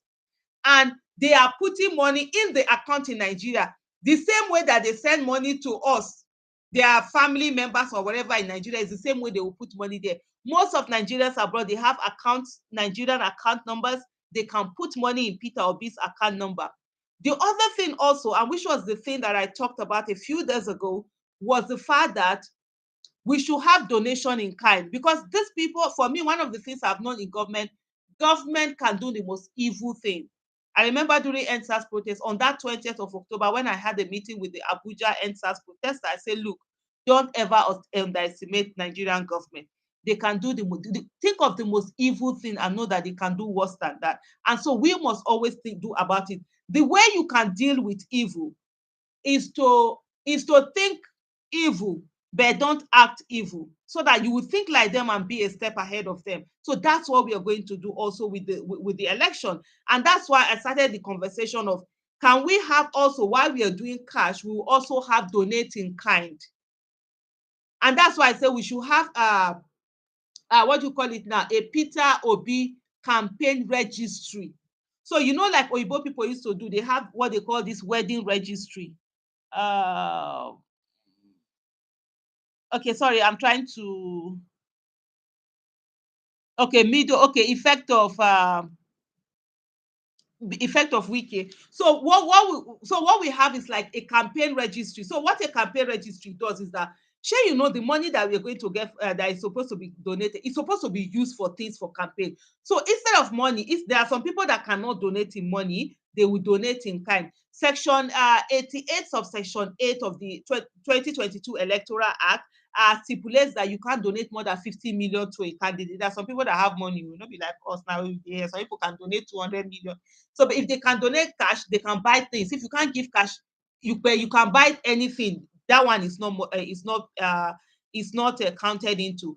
So what will now happen is that when you have this campaign registry, you will put what you want there. There is a need for maybe 1 million billboards, uh 50 million t-shirts, this, that. 100 t-shirts cost so amount, 1,000 t-shirts is this amount. Can you now go to the registry and go and say, okay, I can take so t-shirts, I can buy 1 million t-shirt, I can buy 1,000 t-shirt, I can buy 100 t-shirt. Oh, I can donate a van, a campaign vehicle. I can donate this. I can charter a private. I can pay for private jet that we carry, that we do this trip. I can buy so ticket. I can donate hotel this thing. So when you have, or when all of that, all the things that are needed will be stated in the campaign registry, yeah. And then people can just go and pick those things, so that those things are sent in. Maybe Enugu State, they need so number of t-shirts. Kano State needs so this. Maiduguri needs this. People in the support group or whatever, or the campaign, this, they need so here. So these things are bought and sent. That can mitigate the issue of saying, oh, they've frozen their account, because you never know what these people can say. They ordinarily they shouldn't do it, but you never can say. Somebody is asking on the ad hoc staff. Honestly, I'm not sure. I don't think they can vote, can they? I'm not sure, but I will find that. I don't know about that. I remember my brother did ad hoc staff. I don't think they are able to vote, because you don't know where they are even going to send you to. And maybe that's what we say to people who have not been able to register, who couldn't get their PVC one way or the other, or who passed the time, or who have not gotten to the age at that time. They should register for this ad hoc staff. I think I'm not sure. Now that's a good point there. I don't think ad hoc staff are vote, but I'm not sure. But I'll find out more on the issue. I might do a video on it and just post it out here. So what we'll do is that buying all of these things, donating in kind, will mitigate the effect of having, maybe if they try to close the account or freeze the account or do one thing or the other. One of the things, and I remember saying this to Peter Obi, I said, look, the establishment will come together. APC and PDP will do like this. They will come after Labour Party. They will come after Peter Obi. They will come after everybody. Because what Peter Obi is trying to do is dismantle the establishment. So all those people that have been eating fat from the politics, that have been the ogas, Emiloko, It's my turn. Emi lo come here, I'm the godfather. I mean, kiniko, I mean, kiniko. They will now see that the citizens are rising. That's why you see me every day, I'm glowing. My husband was telling me this morning, you are so happy you are dancing. I say, I'm dancing because the citizens have risen. Now I can sit down. I don't have to protest. I'll just be sitting. People are doing the work. Yes. And so they are afraid of that. They know what that means. And they will do everything. They will do everything to let me see that last question. So I try to see the questions and keep them in my head because they move very fast. They will do everything to stop Peter Obi and the movement. So we must be ready for that. By the time campaign start, as we go into 2023, it's not going to be easy. Everything is going to be hot. Me myself, my mom called me. She was like, "Are you not traveling? When are you traveling?" I'm like, "No." Like I said earlier, I was supposed to go for a fellowship October. I called them. I said, "Well, I can't leave my country. We are doing election, and I need to be here. Me, I'm ready to be here. Whatever it takes, I'm here." My mom was like, she thought I would be traveling. She wanted. I said, "Mama, no first. It's next year March. Immediately after election, the next this thing, I'm off. I'll go and do my fellowship there. Right now, I need to be in my country." So everyone, we must be ready for that whole drama because what he's trying to do is to just remove the whole establishment, and they will rather join together because these parties are the same people. I keep telling you, APC and PDP are the same. They are the same people. They only have two different offices. When push come to shove, they will join their head together. So there is so much work ahead. Don't get carried away. Say every day we must work. And then one thing I didn't talk about, please talk to people. If you are abroad, you have a lot of influence. The people you send money to, call them and ask them who they are voting for. You can influence. If they are not going to vote, do tough love. Don't send them money. Make hunger wire us. If we not ready to vote, anybody wey dey abroad, if we wey dey Nigeria, we not ready to vote better, no send us money. Make we hear well. Make people hear am for body because na the money wey una dey send na im dey make us no dey get sense. We know say bros dey abroad, sis dey abroad, wey go send money come. So make una dey take that one, take show us make we hear well. So that's one. Somebody talked about the wiki. Oh Lord have mercy. The wiki factor is amazing factor for Peter Obi and Labour Party because what it has done that it has, you see, PDP has been running left, right, center, and all of that thing. So the wiki factor is very huge, and you never can know what wiki can do. At the end of the day, even if he don't outrightly work for Peter Obi, he might just turn his back and I wouldn't really care. Because that guy, said he has nothing to lose. He has finished his years. He's not looking. He has been minister before. Is he minister that this one will not promising that will be shaking his body or what? So that Peter Obi's effect is actually a huge one. Somebody asked me a question about where are APC and PDP getting their money for? Oh, well, they have a lot of money. These people, the old politicians we have, a lot of them, they have monies. I mean, people bring up bullion vans when it's not their election. So when it's their election, what else we expect? What we've had before. And that's why since 20, when was it that I started talking about we must put our monies where our votes? And that's what is happening in Nigeria. If you see the way it's sweetly me, I'm always saying to the Nigerian, thank you for making me wake up every day with a smile in my face. Adedamola Adedigba say, is Peter not part of the establishment? Yes, he's part of the establishment. I totally agree with you on that. He is part of the establishment, which has broken away. And I think I will discuss that also. How can we get that to allow us? Well, you have to pick where you put, you have to pick it, and then maybe you will not change. That's what they always say to people: put it where you know you'll be at when you are supposed to do your voting. So what we have is that a lot of people, they've stolen our collective wealth, and so they use that money to perpetuate themselves or their stooges in office. And that's why for the last 4 years I've been saying to Nigerians, we must put our monies where our votes are. We must donate to candidates. If you are not donating to candidates, forget about it. If we don't bring our money out for Peter Obi, forget about it. You can't win election without money. It's not that you are going to bribe people with the money. You need money for campaign. You need money to hire private jets. You need money to hire hotels. You need money to print banners. You need money to print billboards. You need money for a logistics, carry transportation. You need a lot of money, and so we need to put that money in. On the question of Peter Obi being an establishment, absolutely, Peter Obi is an establishment. He was part of the establishment, had been in it, and he has broken away. One of the things that I always say to people is that politics is not a love affair. Politics is not it's not an emotional thing. You don't use your emotions for it. You have to, it's about interest. Who is it that will give you what you need the most? What do we need the most? We need good governance, accountability, and transparency in Nigeria. That's what we need right now. So you will look at it and say, oh, I'm going to look for the person that will most give me at this moment. Who is that most likely person? And so that's what is happening now. Yes, Peter Obi is part of the establishment, but within that establishment, there are people with competence, character, and capacity. And that's why, when I started saying that the APC and PDP are the same, I know one thing with me is I can talk for Africa, honestly.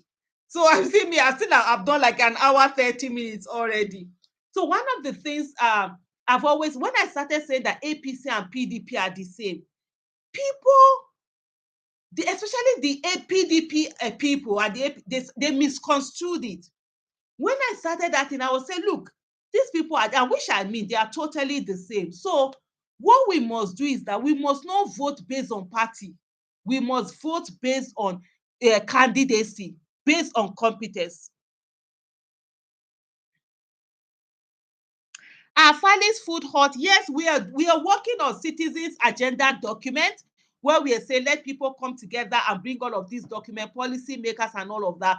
Honestly, I was even supposed to have a meeting with volunteers. It's been because I have exams on the 15th and I've not really read. I mean, person no go do exam, go fail. That kind of thing. So I've not really had that chance, but they're actually working on it. People, they've been curating that. So when I started talking about APC and PDP being this, I said, look, these people are the same. APC and even APC today, they have competent people. PDP have competent people. But the thing is that they will not give the competent people the party ticket because they cannot control them.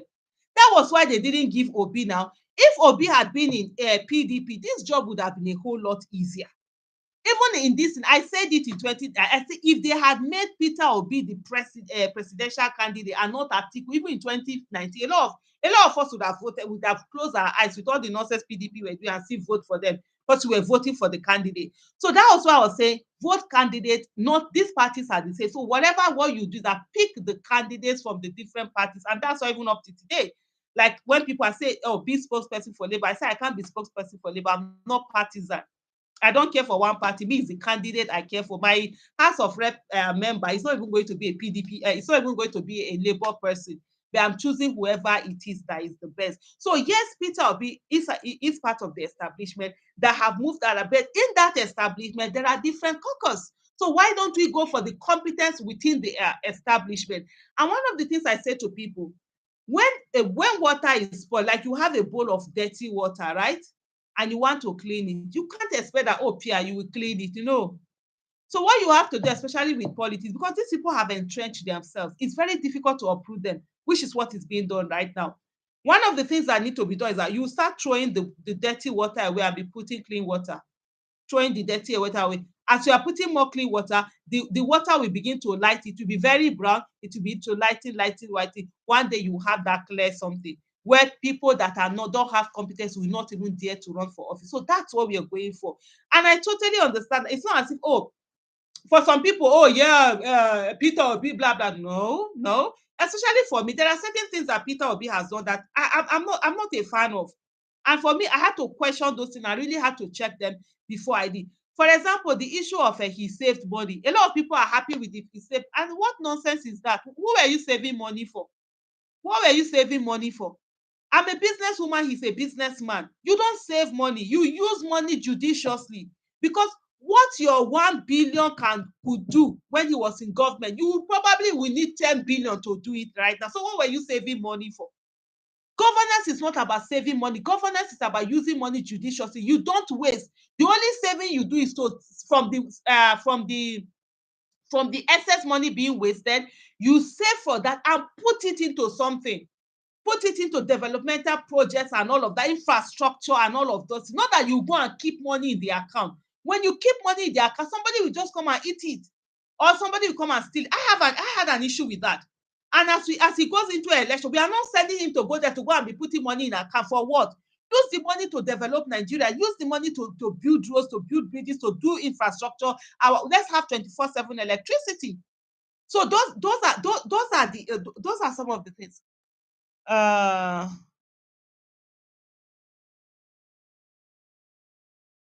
your voting is much better than, oh please, we've moved away on that. We're already talking about, I've talked about Jonathan at the beginning of this thing. So if you want us to talk about Jonathan, no worries. After the election, I have time. I can always talk about Jonathan. So whether I voted, I don't voted, that's not an issue. We have a major issue in front of us right now. At the beginning of this, there were many people asking questions. The first person that asked question was on Jonathan, and I think I took my time talking about Jonathan. But at this moment, I'm not going to talk about Jonathan anymore. But we can wait, by the grace of God, after election, after 2023 election, the job is done. We can talk about Jonathan as much as possible. I have a lot of facts about Jonathan, and I don't miss word. I say things the way they are supposed to be. Abdul Rashid say a huge one. Oh, thank you so much. I'm still thinking about who to choose between Peter Obi and Showore. Your view, ma, or what can you say about Showore? So am I, one of the things, like somebody did ask me the other time, I said, am I not, and they were asking me that, what are my, it was an interview, a reporter, that what are my views about Atiku, this one, all of them, so that Nigerians can make their own choice. So I can't help you in terms of making choice with somebody, because I will be biased. For me, it's Peter Obi, and I have my reasons for choosing Peter Obi. A lot of people, the thing about, for me, is that, and I said to people, even if I'm on the ballot paper today, I will not vote for myself. I will vote for Peter Obi. It's about who is the person that is most competent. It's not about who is the person that I like most. Showore, I have a very close relationship with Showore. We talk every time. We're on the streets always. We are buddies and all of that. But that's not, for me, that's not how election goes. Election is how, who is the most competent person. And I don't see that. For me, it's Peter Obi that I see as the most competent person. It doesn't have to do anything with that, oh, somebody has been on the street. I see people who try to say that, oh, Showore should be the candidate of 20 of what do you call this in NSAS protest. That's not the way it goes. You don't. We are not coming out to protest because we are looking for certain payments or the other. We are coming out to protest because things need. There's a need for a voice and a need for payment. There's no payment that comes out of it, and that's the reason why, even when people come to say to me, "Oh, you're protesting for Nigeria," I say, "Look, I'm protesting for myself to have a voice." And not even the other Nigerians are protesting is the ones that they have not born, not the ones that are alive now. The ones that are alive now, they have hand and mouth to protest. Those ones that their parents have not even met, that they have not even gotten their pregnancy, those are the ones I have fighting for, because I wish they too, they have fought for me before I was born in 1973. If they had fixed Nigeria before I was born in 1973, I wouldn't be here shouting like a mad person on the street. I would rather be shouting for right of bees to have flowers to pollinate. And so for me, that's it. So it's about who has it. And then I have issues with when somebody feels that he's the only person that can get something done. No, there are no black and white. There are grays. And if you're going to lead, you have to be a leader of everybody, not a leader of only the good people. And so when you say, oh, I can't work with anybody, I can't do this, I can only be on my own. For me, it's something that I have issues with. And that's my own personal opinion. But then it will be left for you to be able to make that choice. So if I say I'm going to tell you who, because I'm already biased, for me it's Peter Obi. And so if I didn't have a candidate, that's when I will not be able to tell you that, okay, I will dispassionately tell you about this, about that, about that. Even when they asked me in the media, I was like, the reporter, I was like, no, I can't do that, because I'm already biased. I'm already biased in case of, like, Peter Obi is my candidate, and that's the thing. And so I won't be able to give you that. So you'll be able to work it out. But for me, about election, which is the basic thing I would say to you, that look at one of the things for me why Peter Obi, it's not even the fact that when people are talking about Peter Obi have done so much and Anambra, he wasn't fantastic in Anambra. Come on, let's stop using small standards and all of that. Yeah, he did well, but he could have done way better, and but he didn't do that. And then for me, the most important thing that I see with Peter Obi is his empathy. He looks like somebody who wants to do it. So, and I always say this thing, even if you have somebody who doesn't know how to do it, but the person wants to do it for the people, he will find a way. So Peter Obi, I don't expect him that he gets into office, he's the one doing everything and all of that. No. I expect that he gets into office, he gets the most competent hands, and they're the one doing it, and they can do it because he has that. So for me, empathy is more on the top of what I see in him. So I see somebody who feels for the people, somebody who cares for the people, somebody who wants to do something right for the people. So that for me is my key thing. So you, Abdul Rashid, you have to find your key thing. And election is for me is about, and whoever anybody is voting for me, everybody has a right to vote for whoever they want to. We must stop all of this thing of attacking people if they are voting this, they are voting that, and all of that. Just look for whoever, but you must be ready to say it's not about who you think should win, it's about who you think will have your back, who you think will work the most for you, who will think will go to bed and not sleep because something has happened to you. Who is it that you think if anything happens to you that they will care about you and make it better? Those are the things that you really should be looking at for, and going for that. For me, it's not about someone who thinks, oh, I'm the only one who can do it. Oh, if I'm not the one who does it, nobody else can do it. Nah, that's for me. That's not the way that I see. There was something that I remember. Okay, yes, one of the mistakes that I see a lot of people making is that people assume that because certain people are so corrupt, certain people are so incompetent, certain people are so bad, so Nigerians will not vote for them. Why are you voting for this candidate? Can't you see that this candidate has done ABCD? Can't you see the corruption? Kini. Let me tell you something, my fellow citizens.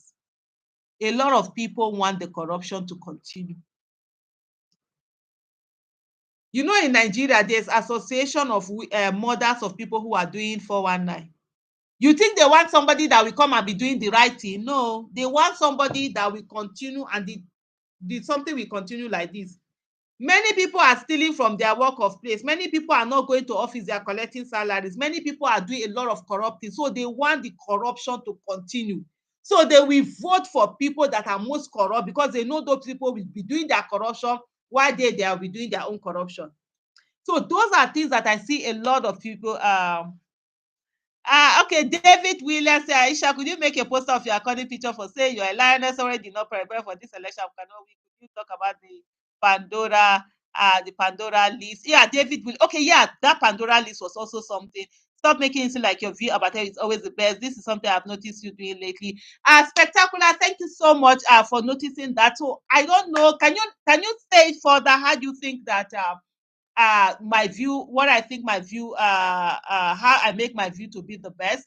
I talk, I say my view, and I'm confident in my view. So I'm not insecure about my view, and I'm going to say it that way. But at the same time, I'm always ready to listen.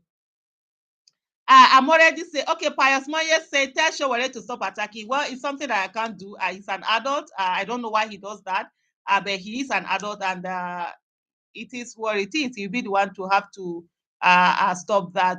I'm sure they keep distracting with impeachment because they give she first time here. Hi, oh hi, convenated worship. So spectacular. Let me know how that is. So how you said that I feel my idea is the best.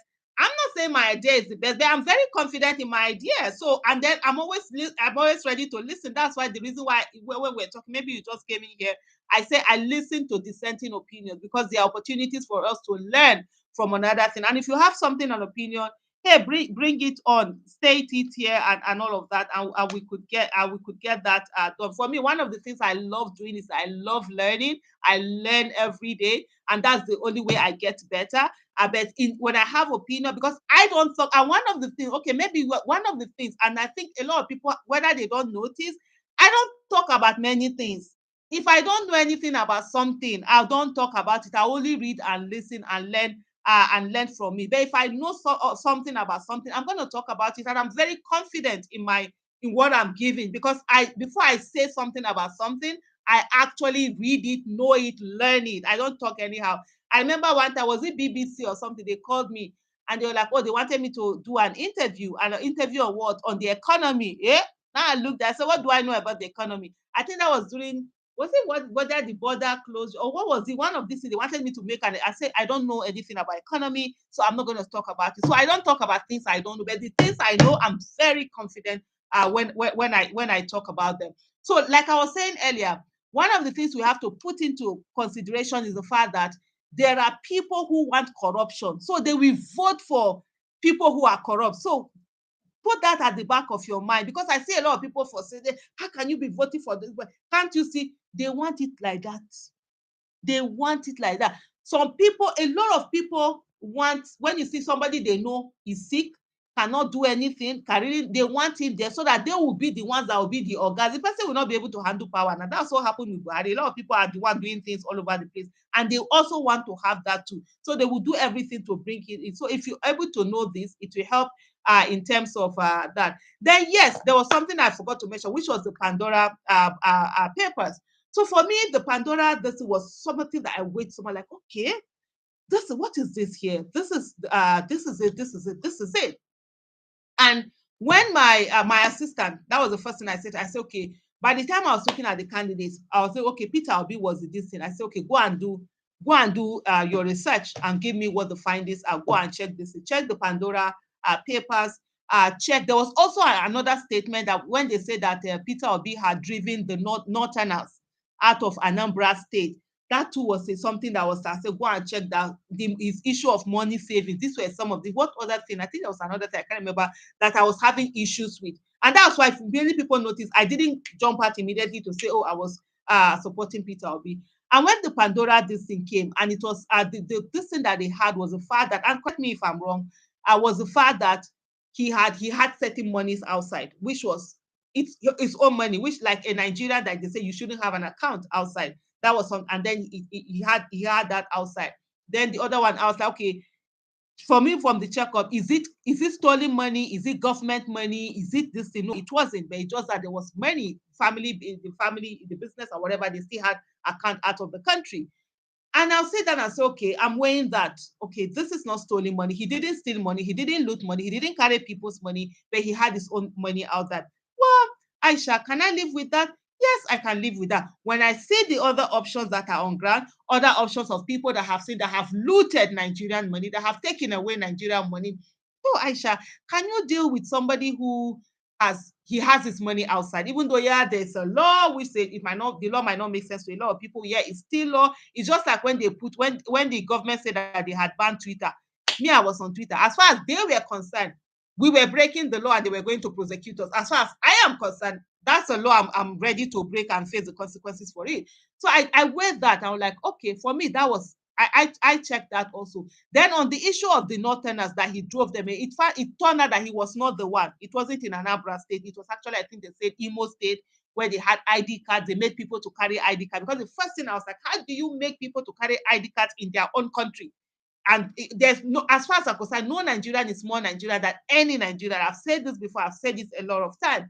And so that was something that I answered back like, oh, okay. So I did check that. I did check this, and then of course the money savings. And I will tell you this. And the first time that I spoke to Peter Obi, that was one of the questions I asked him straight up. I said, okay, what was this one and this one? And even the other issue of when Deji was talking about that there is a family that he said he took Anambra money and put it in his family business. I'm like, okay, what is this family business money? He was like, no, he doesn't. Which family business are they talking about? Which are, so those are some of the things they clarify. But if you have anything beyond what I've talked about, baby, I don't know, please let me know. For me, like I said, I'm always open to learning. But one of the things is that I am somebody who, when I know something, I'm not gonna be talking and saying, people want people to be, I'm not nice. I know they hide down. I'm not nice. I'm also very okay if people don't like me. I have enough love for myself. Even as a child, I grew up alone. You know when they say you are stubborn, I was a very stubborn child. When adults will not talk to you, they will be keeping malice with me. Wait till concern me. I'll carry my book daily. So I'm not one person that will make you feel happy by lowering myself and then, oh, okay, nah, that's not Aisha Yusufu. Mm, somebody say, how is Obideti Monument as is done in the southern part of the country? Okay, Obideti is going on. No, it's going on. It's not as it's not as wild as in the southern part of the country. So let me tell, and I think I've done a video about this before. I don't know whether I need to do. I've done a video recently, right? So I don't need to do any. Was it a video? No, no, no. It wasn't a video I did. It was a series of tweets that I did. One of the things that the people and I hate using this device, but let me use it. One of the things that the people in the southern country should understand is that where you are right now, this Obi dirty craze, or I shouldn't use craze, eh? This Obi dirty phenomena that you are seeing is the same thing as the Say Baba phenomena of 2015. Did not have been through there before. And I did a scene, and I think what I would do, I'll go and look for those tweets and actually do a video on it. The northern part of the country did that in 2015 when the southern part of the country was still in love with Jonathan. So you see all this thing you're doing, using your money, coming out, doing this one, doing that one. Wallahi, they did it. Unfortunately, Buhari disappointed. So they are not as into it. So right now the southern part of the country that has suddenly woken up to especially the youth woken up to election. The northern have, when it comes to politics, they've always been more into politics than the rest of us. And so this euphoria, uh this euphoric moment, this, oh, we are doing something, they did it in 2015 and they were disillusioned. So you will understand with them that they are skeptical. And that's one of the things I said. I said the worst thing that Buhari did to Nigeria is that he disillusioned people. He took away hope from people. And that's the beauty about what Peter Obi is doing right now, is that Peter Obi is giving people hope. And that's why I see people who are fighting the Nigerians who are trying to get Peter Obi and telling that Peter Obi cannot win, Peter Obi this, Peter. I'm like, are you okay? Buhari stole hope. Buhari made people hopeless. Peter Obi is giving people hope. If there's no, even if you will not support, at least don't discourage people. Don't discourage people. This power that the Nigerian youth are suddenly getting is an amazing thing that we should nurture from now on. We will not go lower than this. People, whatever happens, people, as we are finishing 2023 election, we are preparing for 2027. We also say never again we will have any kind of people. So that's why the momentum is not as much as you see it. It's not as if they are not, they are into it, but they are like, they've been there. Is it money they donated? Is it belief? Who is it that believe? Even Buhari's worst enemy did not believe that he cannot do anything about security and he cannot do anything about corruption. Remember that, and that was why Patience Jonathan was saying that, do you want your husband to be in jail? I followed this thing. I remember in January 2015, somebody said to me, Aisha, are you now PDP? Because I used to tweet, I used to tweet a lot, and I was tweeting Jonathan wife will be mentioning some of the things that their government have done, how they have given women, and I would tweet them. And the guy said to me, they are all on my Twitter page. That's what, Google doesn't lie. You can always, I know they fear. Go through my Twitter page. Go back to 2014. Wait till they talk, then you see what I'm talking. I don't have anything. I don't have loyalty to any person in government. My loyalty is to Nigeria. And I will fight anybody for Nigeria. It's as simple as ABC. Even Dr. Ebi Ezekwesili, I told her when she was campaign, I said, even if you enter office, I will fight you if you don't do it for Nigeria. Me, I'm not looking for a job from anybody. I'm not going to be anybody's minister. I'm not, God forbid, I will do SA at my age. I'm 48. The prime minister of UK, I'm older than her. Me, I'll come and be doing SS for somebody, or come and be doing minister or whatever. No, now I don't old. I'm too old. I'm not youth. My youngest child is 20. She'll be 21 in December. I'll not go and be doing this. So I don't have that this thing. For me, it's always about who is it that is going to do the right thing for Nigeria. So when I will be tweeting those things when she was like, oh, this is what they've done. This demand was, I was like, me, I want a Nigeria that wins, and a strong APC and a strong PDP will be better for Nigeria. We don't want APC to enter power and then become strong. Unfortunately, both of them decided not to be strong at all and to continue to deal with us the way they have dealt with us. And so at that moment, when she used to say it, if any of you remember, she would say, do you want your husband to be in jail? Do you want them to lock your husband? They will say, no, this one, that one. People believe that Buhari was coming to fight corruption. People believe that Buhari was going to fight insecurity. Those were the two things he was supposed to do. Then Osibajo will take care of the economy and the rest of the things. Law, economy, justice, and all of that. But unfortunately, it didn't happen. So you must understand that the northern part of the country is disillusioned. They did what you're doing now. Okay, he lived in England and so I didn't get the beginning. Sunday Ogbonna say, Aisha, you can talk fast. My God, if I talk like this, Headache will finish me. Honestly, I can talk for Africa. But you know what? Tell what I've been saying, tell me to write it. I will sleep here. My hand will be doing. Honestly, I can talk, but it's writing. That's why my assistant has been on my neck. In short, I have my manuscript. I'm supposed to do a book. I've already done they've done, I've already spoken, they've put out this. Let me work on it. Right now, my problem. People need to and talk to people because a lot of people are saying we can change Nigeria ways too gentle. Uh, okay, actor Obima Amadi says someone is the man for the job. Support it's well, I'm not supporting it. It's honestly, I'm supporting Peter Obi of Labour Party for president. That you absolutely have a right to your opinion and your view, and that's the thing about what do you call it? That's the thing about politics and democracy. At the end of the day, whoever it is that wins will continue to hold that person uh, no, Energy, I guess say no way. No way are you doing this. Are you kidding me? You're just making you want to make my head turn. Let me tell my husband, say, oh yeah, my youngest child is 21. My son, I have a graduate my son is a graduate, my first child. The other one, she's 21. No, I'm old, I'm 48. Thank you so much. Somebody say, please, can you invite Obi to your platform? Hopefully, I will. I hopefully might do something like that. Maybe you guys bring in the questions and then we'll do one live this thing and all of that. Somebody talked about gentleness, and I'll tell you one thing: gentleness is not a bad thing. One of the things, I'm a very gentle person, and I see people when they see me in real life, and they're like, "Oh my goodness, I thought you were." I'm a very gentle person, but I'm very firm.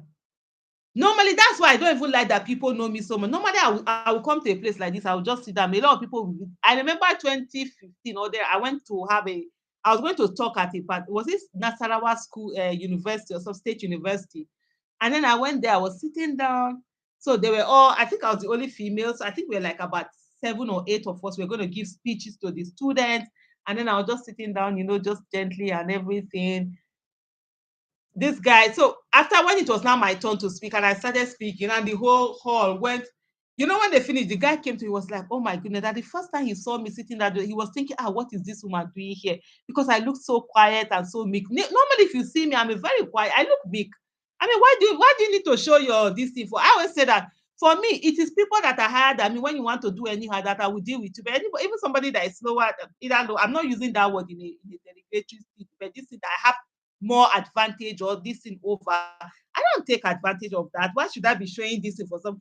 Now the person where they up there won't do anyhow. Now they tell us, say, come here. So gentleness does not mean that somebody is foolish.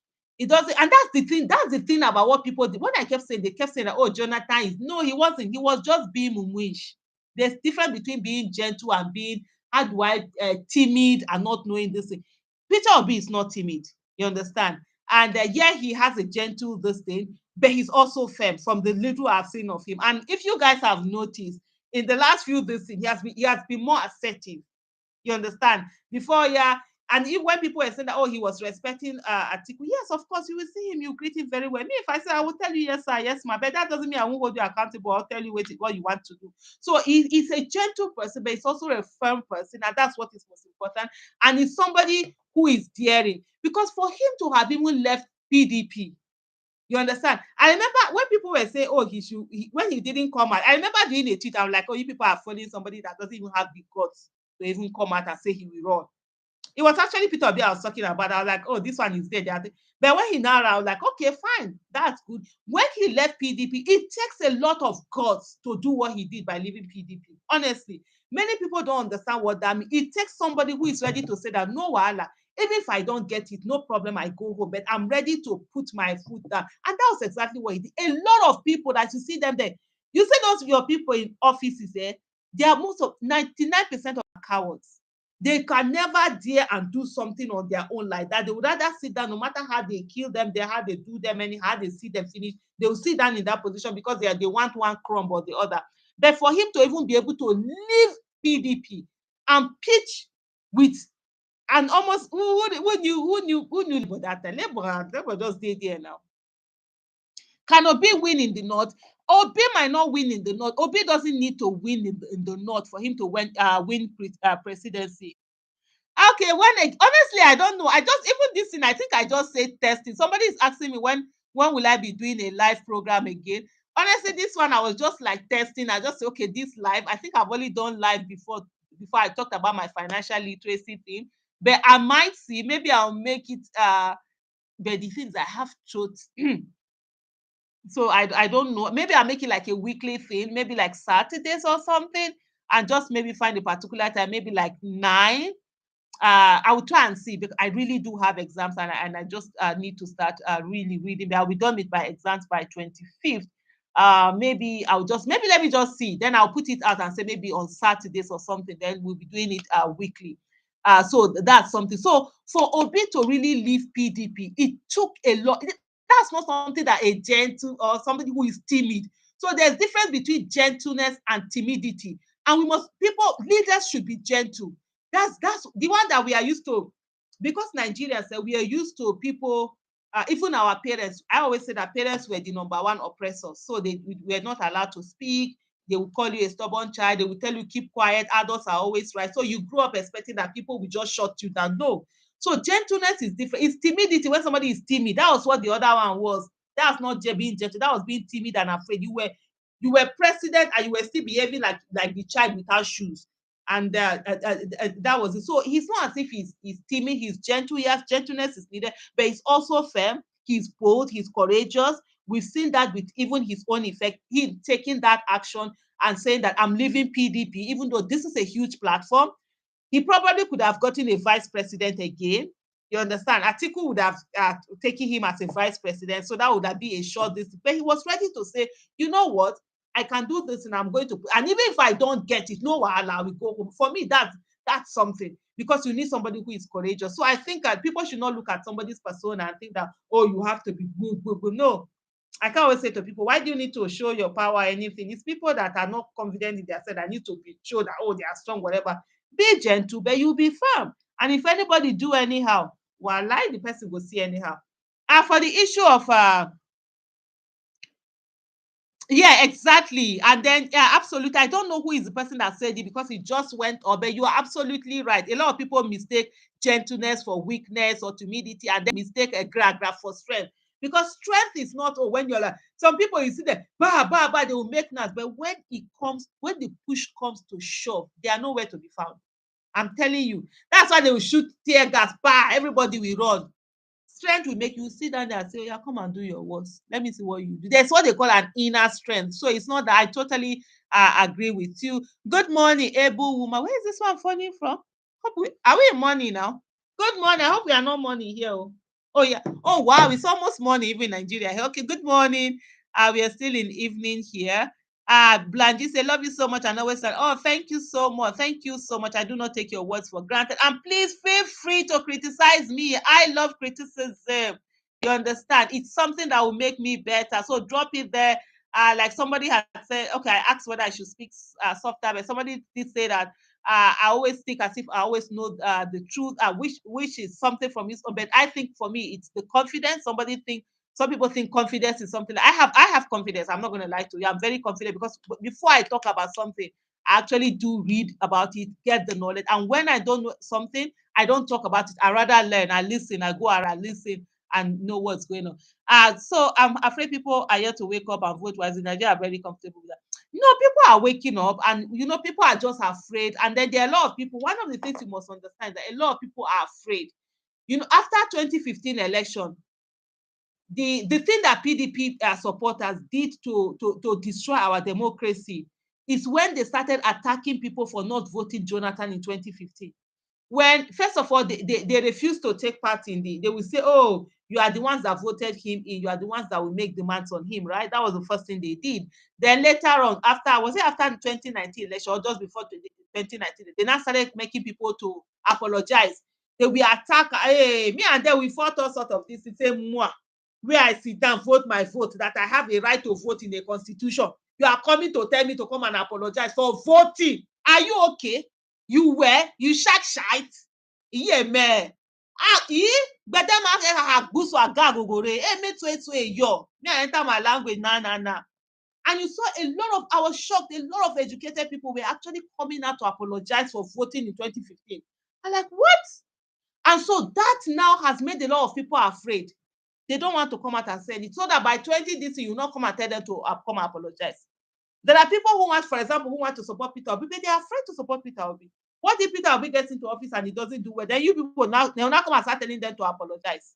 So that was a very decent idea, because one of the things we must respect them, the democracy for is the fact that everybody have a right to choose who they want to do. Me, I don't have business with you. I've never been on anybody that to tell you why you supporting this thing, because the right I have to support Peter Obi is the right another person has to support Emiloko or the other one, what unifier that has been unable to unify his own party, is the right they have.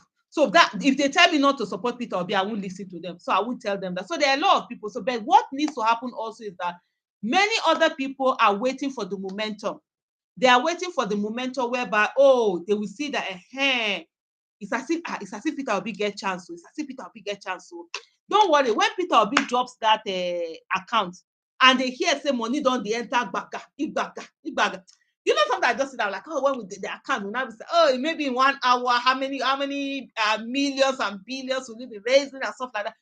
You see many people will join it. Nigerians are very good at, because Nigerians want to be associated with a winning team. They don't want to be, so a lot of them, you see them, they're talking, they just want to be associated with it. So when they see that the momentum is going, they will join. But also there are so many Nigerians that are going to vote, but they are keeping quiet.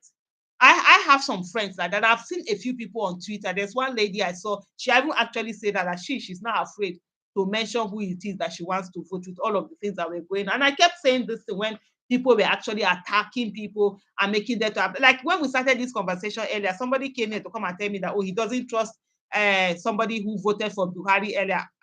Don't trust me. I'm not looking for who you trust me. Even me, I don't trust myself. I don't trust myself. I'm always holding myself accountable. I'm always checking myself, because there are certain things you will do in certain places you don't know. There's a Hausa saying that says, that prayer, I'm always doing that.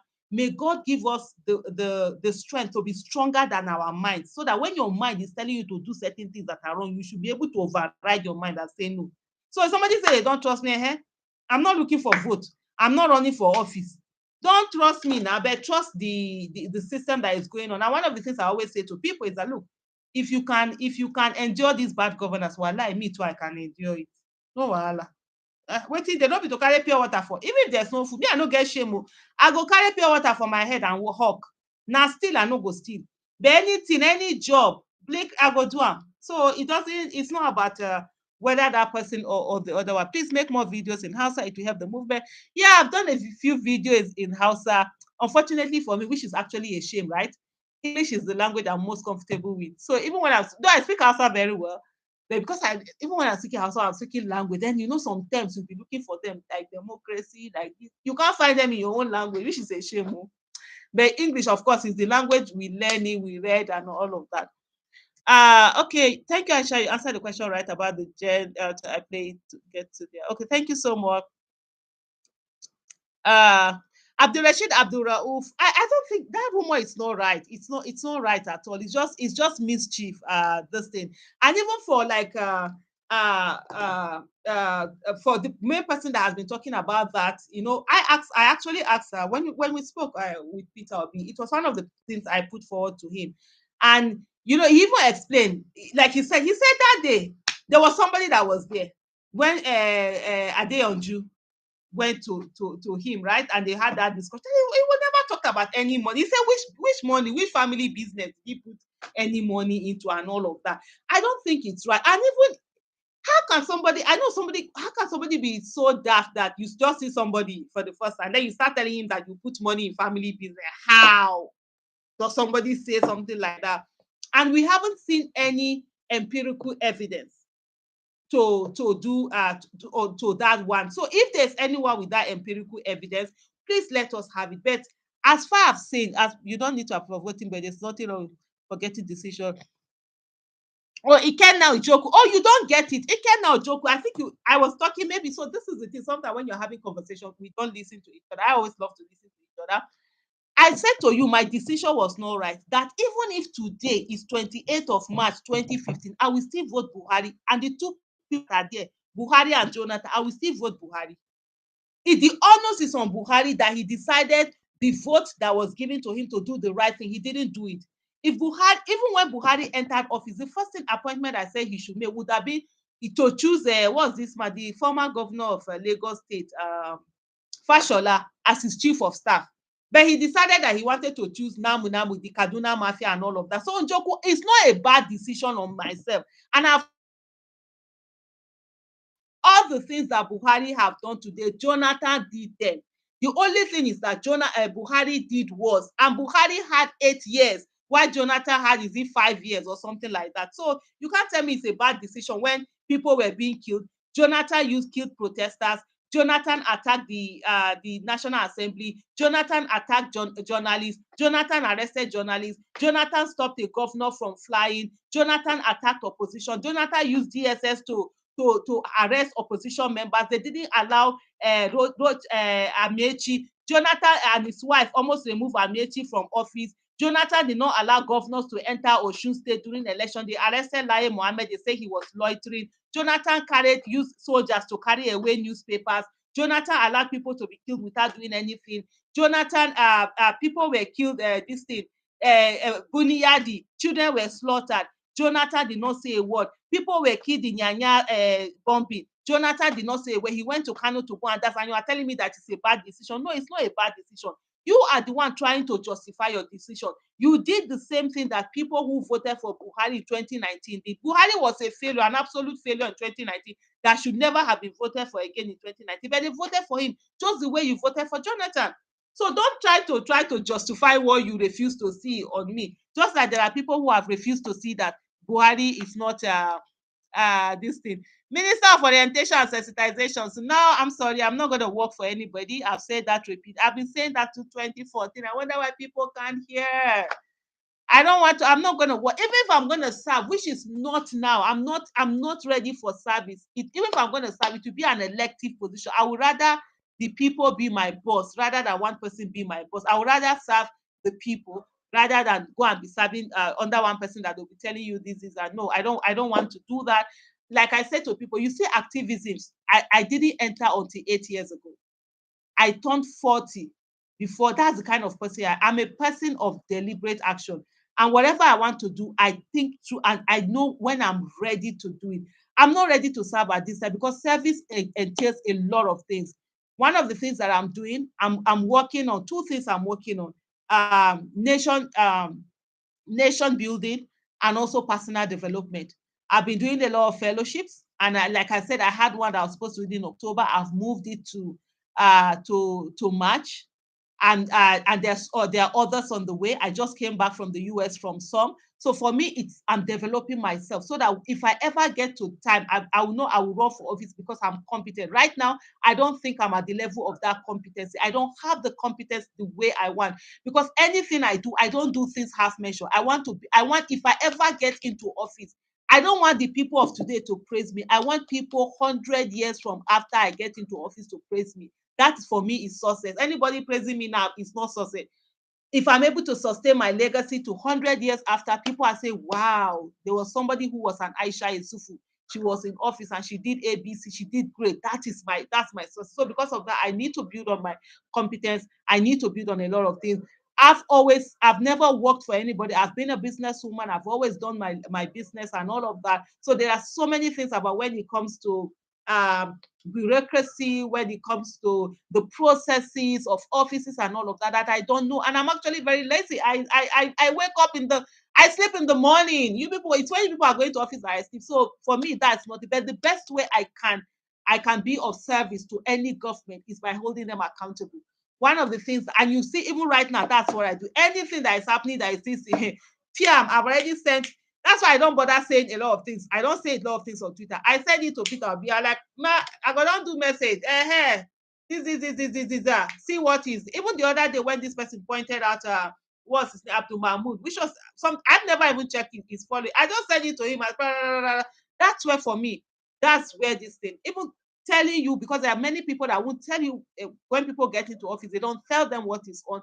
That is the job that I'm going to do. But if I ever get to a place where I'm ready to serve, then it will be an elective position. That I'll say to the people, yeah, I want to run for councillor. Can you vote for me? Let me test whether I can even do the work. Not that, because Nigeria does not need, we don't need people who, I can learn on the job, no doubt about it. When I talk about competence, I can learn on the job and everything, but we don't need people who will learn on the job. We need people who already have this thing and will fly. That's the place Nigeria is right now. Nigeria is not a place where people will be learning on the job, because any job I get, right, if I get an appointment, I have to first of all learn on the job. That's not good. That's not what we need. Nigeria is a very critical place. And so what we need are people who are going to get there, people who are going to, before they even get there, they already know everything that they need to do. Those are the kind of people that we need Peter Obi to get. Not to say that, oh, because somebody campaigned for you, somebody was there for you, then this person should get a job. No, if we do that, we end up doing the same thing that all these people have been doing that has kept Nigeria down. Because that's really what people do. Oh, this person has been speaking so much for you. You have to give this person job. You have to give that person job. Before you know happening, you begin to give job not based on merit. I think I will have 15 more minutes. That will make it 2 hours, 30 minutes to end the stream. But let me quickly look at Oziegbe Wilfred. Thank you so much. Okay, somebody is saying we'll apologize for voting bad people that caused Nigeria to lose. Oh, well, you just noticed that people died now. Go and meet the parents of Buniyadi boys and tell them about their own parents. So it is under Buhari that life is life. But under Jonathan, you didn't care. Don't worry. Other people, maybe you've lost your own. Now other people have lost their own before them. I would love you to not support anyone, ma, please. Why will I not support anyone? When it comes to election, no, I don't stand on the fence at all, at all. I pick my candidate and I support. And that was why 2015 I supported Buhari. I didn't support Jonathan. I didn't know any of the other candidates and I supported Buhari. 2019, I supported Dr. Obi Ezekwesili, and this one I'm supporting Peter Obi. 2011, I supported Nuhu Ribadu. I'm a Nigerian. How do I say I don't support anybody? For me, that's not who I am. I'm not one of those that say this. Ujoku says, I've commented on this before. I said, you keep seeing people who didn't vote for Buhari, who voted for Jonathan. It's not. They weren't the only. Yeah, they weren't the only two people that contested, but those were the only two people I knew. I didn't know any of the other ones. In short, I don't even know the faces and names of the other people. I only know Remi Shonaya, because after we now were working together, I didn't even know her 2015 election. So yeah, you're right about that. There are other candidates that people voted for, but I didn't know them, and I made the choice from the two that I knew. I'm not going to vote for people that I don't know. Just like this election, also, I think there are about, is it 8 candidates? And who knows the number of presidential candidates? A lot of them, I don't know them.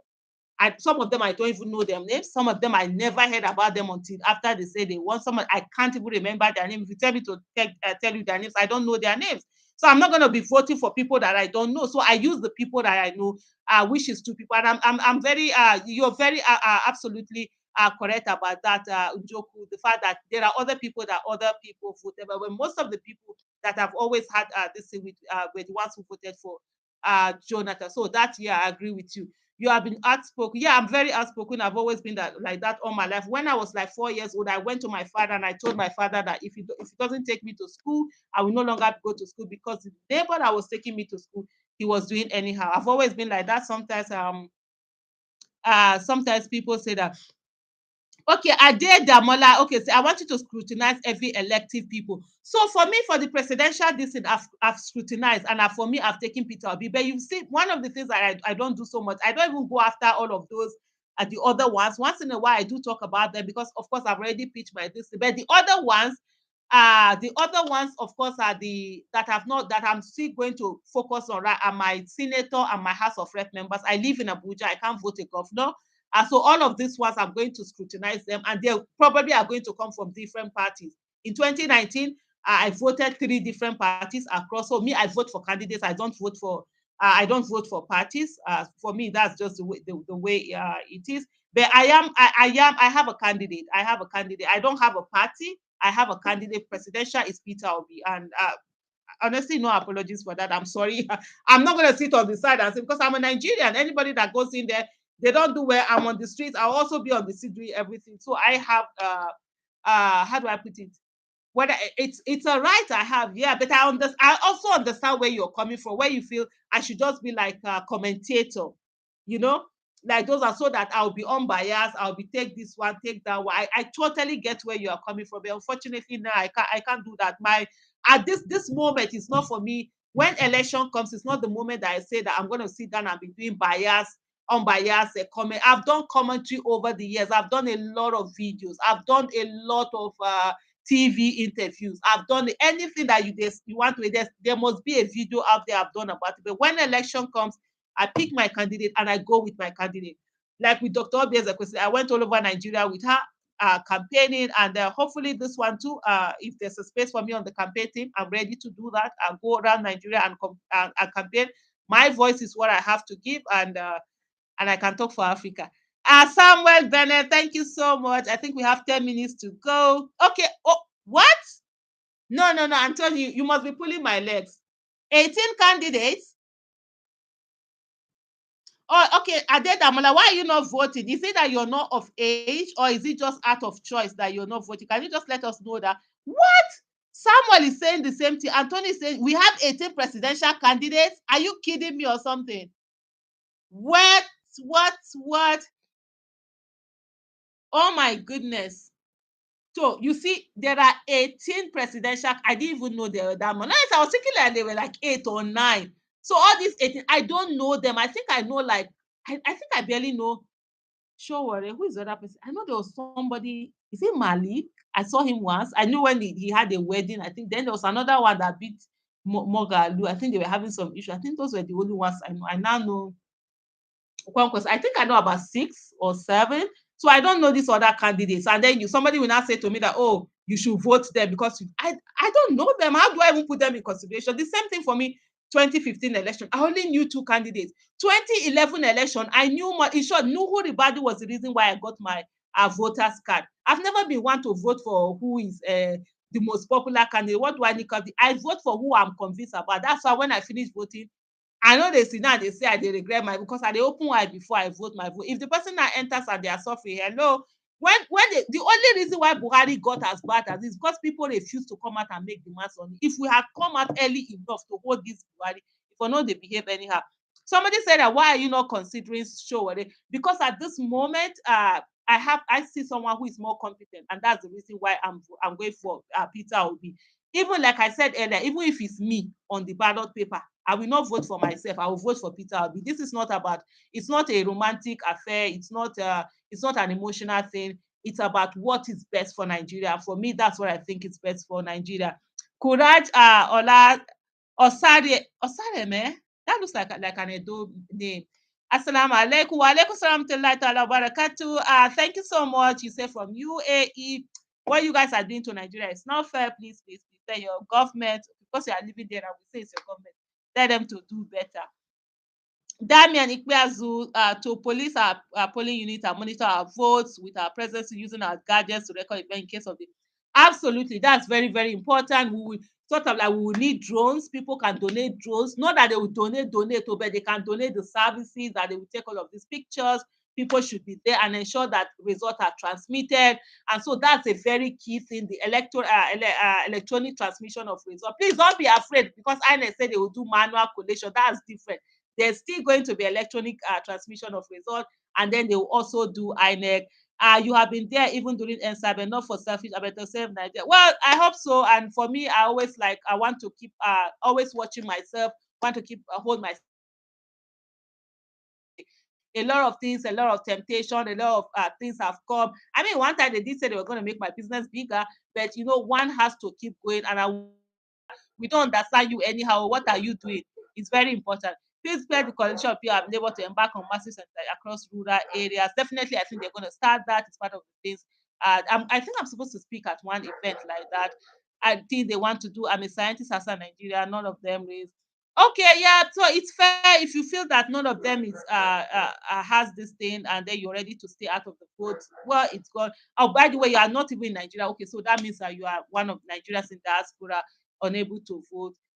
Well, because the thing is that when people don't, when any vote, people stay away from the ballot paper. No, what am I going to say? The election polling unit. It's the incumbent party that normally gains from that. Oh my goodness, Shimo Obiokore say my sister from Agbada will be behind you. Aganamela. Aganamela was all Binu. See somebody, you know, I'm from Agbete. Yes. The idea of run is amazing. Yeah, thank you so much. I hope you continue in the campaign. Yeah, I'm absolutely ready to be in the campaign team. I'm ready to be part of his campaign team and all of that. That one is happening come October, inshallah. But government is one thing that I'm not going to be part of. A campaign team, yes, this is my big man to go take and do campaign now. Especially when it comes to North, and you know I can speak Hausa like very well, like a native, and I feel I can move crowd, so that helps. That's one of the skills I have. But if you tell me to write anything or come and be giving policy, I can't do it. What if person no fit do make they talk so why should be this? That's the article where we are all well, I don't know. He will have to. It's election is everybody has the right to vote and be voted for, so you can't tell somebody not to do certain things. But at this moment, and I think for me, what is most important is the Nigerian youth and the Nigerian people seeing the way people have awakened. Sorry, please, if you see my eyes are not focused on the camera, I'm trying to read the messages here and just quickly go through them. So please, what is your take on people, especially I always ask about how it's going to solve it in Nigeria. I'll ask what is my will be if it no, absolutely. Those are the things that we should be asking Peter Obi. Absolutely. He needs to tell you specifically how he's going to solve them, not just to say things that so for example, I can come and tell you things that will make you happy. Oh, we do this, we know that, we know that. No, there has to be specific, not just for him to say this is how he's going to, how is the Naira going to fit whatever solution you are giving. You understand? Not just to say what. So journalists are right. They are supposed to ask him for his manifesto. They are supposed to ask him what is he going to do about insecurity, unemployment, the NNPC, the educational sector. What is he going to do with the civil service?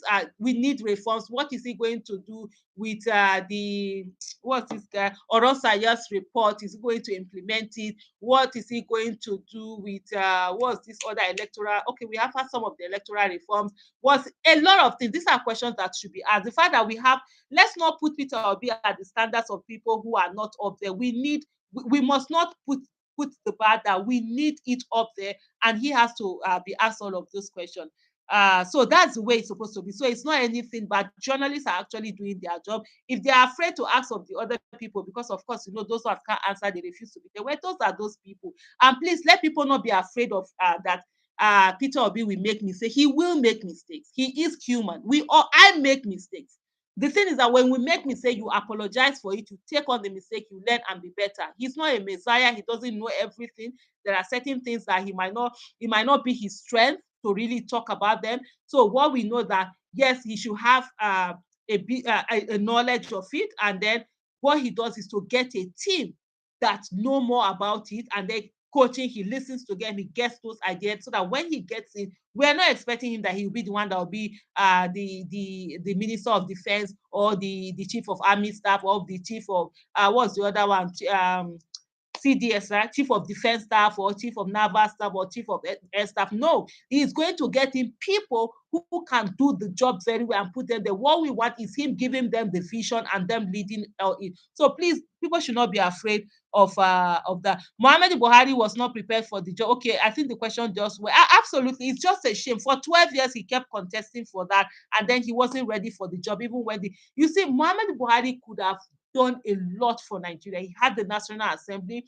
People were ready to give him the benefit of that for him to do a lot of things. But unfortunately, a small-minded person, he couldn't grow beyond his mind, and he wanted sort of like his own people. If he had allowed himself the way the 2015 team to continue governance and giving Osibajo that had to really do this, he would have done something. And then Osibajo, of course, was trying to be good boy so that at the end of the day, uh, they will give him the ticket. Buhari will not start for himself. Now he will start for person. Aisha, it's better to bear Peter Obi and everything for if Peter Obi is there without Labour Party. No, no, no, no, no, no, no. That's not Angela. That's not it. That was what was done with Buhari. Let me tell you something. If you vote in people just because of party, when they get there, they are not going to care about you. They are going to focus on people who gave them the party ticket. what we do is to check people who have competence, character, capacity. Let's gather people of competence into office. When they get there, then they can put themselves into whatever. Let's get people that care about Nigeria. That's what we should be voting for. That APC, that's what they did APC. So, and at the end of the day, it wasn't the best thing for Nigeria. Let people know that it will be the best thing. There is this Labour Party gubernatorial candidate of Benue State. That one that was accused of corruption. I think that's the one that had that saga with Ote. And then somebody voting just because it's Labour. Nah, I'm not. For me personally, I'm not going to be into that. It's about choosing the best candidates, not just people from parties. When campaigns are, he will tell us, Peter cannot do all, cannot do all that. Yeah, he cannot do, but he can set it online. That's the thing. It's not, nobody is saying that it's 8 years, but you can put things in, and then when you have a successor who is able to carry on your vision, that's what happens. But let him do the bits that he can. Let us be on the path. What we've been that we've been thinking that at least let's come out and begin to go. I think most on PVC collection should be done. Yeah, you're very true. Because people have registered, they might not be picking their PVC. It's already 2:30. 2:30.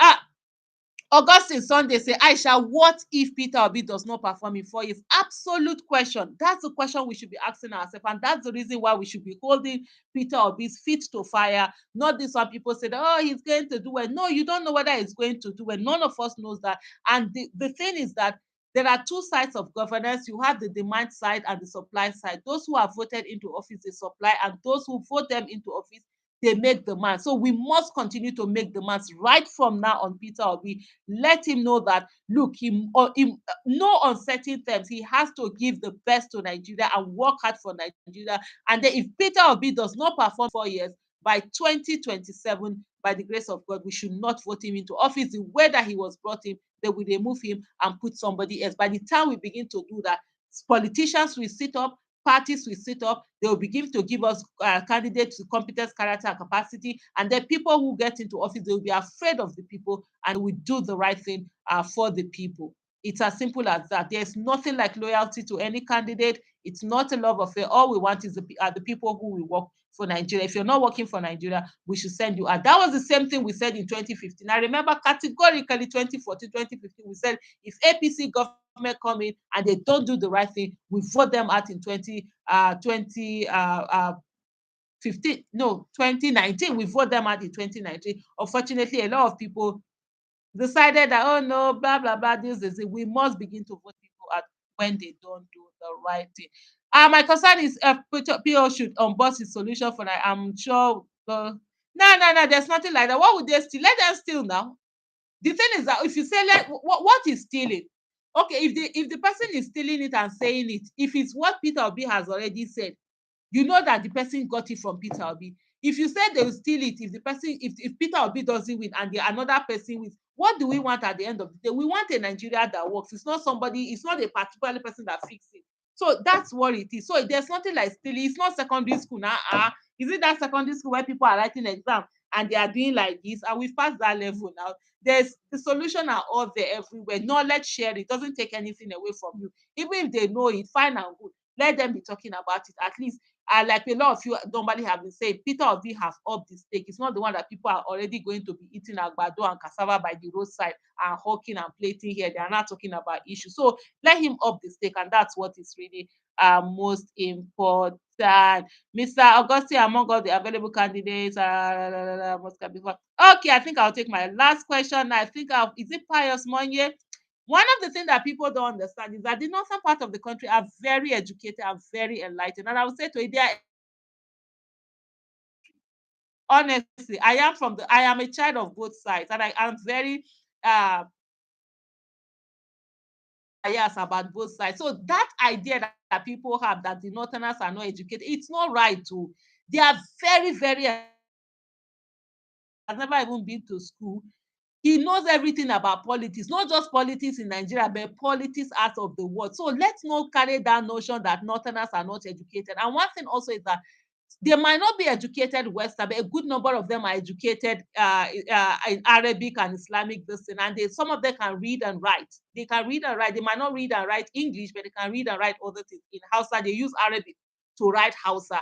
So that's one thing that a lot of people normally and they do listen to radio. They are very enlightened. They know about politics, what is happening in other countries, which is different from our own. Most times you find that our own is somebody who is even educated. Even the educated are most times they are not politically educated.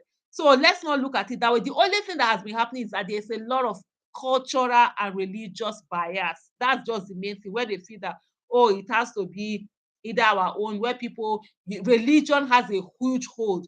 So parents are religious leaders and leaders. They have a huge hold over the people, that, oh no, don't vote another person who is not a northerner and stuff like that. And I bet what I keep saying is that this Buhari, that that's not the way it is, because he has really shown the people that you can have your own in government and nothing is being done about you. So thank you so much, everyone. How can somebody be successful without having governors, senators, and House of Assembly? So how can you be successful if you put people who are not competent just for the sake of being there? It's the same thing. So what we have in Nigeria is it's unusual. So we have to do something unusual. So that's why I'm saying voting people who care about Nigeria. For example, in is it Etiosa in Lagos, Banky W is the one that is running for House of Rep member and is under PDP. If I was in Lagos, I'm voting Baki W under PDP because I know he will go there and do right. I'm not going to vote for anyhow person because he's from Labour Party there. You understand? In Enugu State, Frank Weke Jr. is the person who is running for governor. Enugu State, I beg, if anybody is here from Enugu State, Frank, Enugu should be for Frank. You vote for the most competent person. It's not about, oh, you now go and look for Labour. Even the person is anyhow, can't do the work just because he bears the name Labour. He will sabotage the person. Now, what has Buhari done with the APC number that he has? And I totally understand where you're coming from, because I also thought that way too, that you needed the people in, but I've seen it doesn't work that way. So right now, let's try competent people coming in who will have the listing of Nigeria in this thing. So why are they following APC and PDP? We've suffered enough. Well, the thing is that if we are really fair with ourselves, all successive government, they've always fail. So a lot of people are disillusioned. That's just the most thing. But the thing that I would say to that is different between the north and the south is the fact that the north are able to have more like homogeneity. So there's more homogeneous. Oh, if we have agreed on this, let's agree on this, rather than like in South where you say, we might not agree on this. It's more balkanized. So that's the thing that has really been affecting. And I think exactly Onyinye Okoro, Frank Weke Jr. is running for office. APGA. You can't go and be voting another person because it's Labour when Frank Weke Jr. is there. And you know, if Frank Weke Jr. is there, he has competence, character, capacity. He will want the good things that Peter Obi will want to. So we not to go and be voting for any. We vote candidates instead of parties. So absolutely, thank you, Lord Con, Frank Jr. of APGA all the way. So this is not about party. This is about people. Let's choose them. Okay, Angela Mechi. Yeah, my email address is at aishayesufu@gmail.com. The way I write my name, or you can use my website info@aishayesufu.org. But aishayesufu@gmail.com is the one that I will get more easily.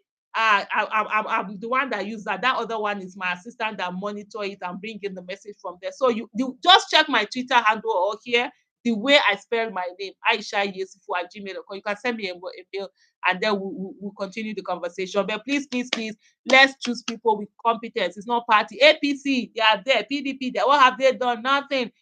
And you know, one of the things that politicians have done, that's why I was begging people to pick the tickets, run for office. A lot of people did it. Well, I can't blame them because even me myself, I didn't pick ticket. I'm not really ready to serve. That's why I just feel I don't have the capacity yet. So I'm still developing myself and working on myself. And I say, ask me in 10 years time, 2031, ask me, I feel that I'm developed, I'm fully I will have the competence there, because most of these politicians now, what they are doing, they just came into a Labour Party to be able to use the Obi momentum to carry themselves in, and then at the end of the day, we have people who just don't get. Smart Chidi, thank you so much. Tam Tam, Pius Monye, Angela, Mechi, Lord Con, Angela, Onyinye Okoro. What's the name of that other? Unjoku. Thank you, everyone. Thank you for joining me. Oh my goodness, we've done over 2 hours 39 minutes. I can speak for Africa. That's always one of my this. But I think I'm gonna end this. It's been an amazing conversation. When we started actually slow. And maybe one of the things that I'll do, maybe I'll make it a weekly thing, or maybe 2 week weekly if I can. I will try and make it a week. Maybe Saturdays. We do Saturdays in the evenings, maybe by 9. I will still ask let's take a poll on that. I think 9 will work for 9, 10, 11 will be done so that people also outside the country. I see a lot of people from US, Germany, US, they interact with my listening a lot, so it will fit the timing. So thank you so much, everyone, for joining me. I just wanted this to less testing, and you guys have been amazing, amazing. Angela, thank you so much. And please don't be worried, don't be disillusioned. We have 170 days to election. We can put in our everything every day, little by little. Don't focus on people who are telling you that Peter Obi cannot win. Don't focus on people who are telling you that, oh, how things can, oh, it's only two parties that can win. Let them be saying their say. Believe in what you're doing, and let's keep going. And by the grace of God, we're going to get there. We'll put in our all. And when Peter Obi gets into office, please, please, please, let's not forget the most important thing that we're supposed to do is actually to hold him accountable. That will help him more, help his government, because we want him to succeed very, very much. My husband was saying something to me the other day. Say, look, people who criticize you are actually the people who want you to succeed. The people who are always just praising you, they really don't care. And then it is what it is. We want him to succeed, because when he succeeds, Nigeria succeeds and all of us succeed. Honestly, like I always say, I don't want to help anybody. I want people to not need my help. Simple. What I'm enjoying, I let every Nigeria also be enjoying it to an extent. Let's all be good. That's what is most important. Thank you so much for joining me, and God bless you all. Bye bye, everyone. I don't know if there's a way that you can bring people in, like Instagram or co. Please let me know when I'm off later in the comment section, so that we can have other people also join, so that I don't do only the talking. Thank you, everyone. Bye.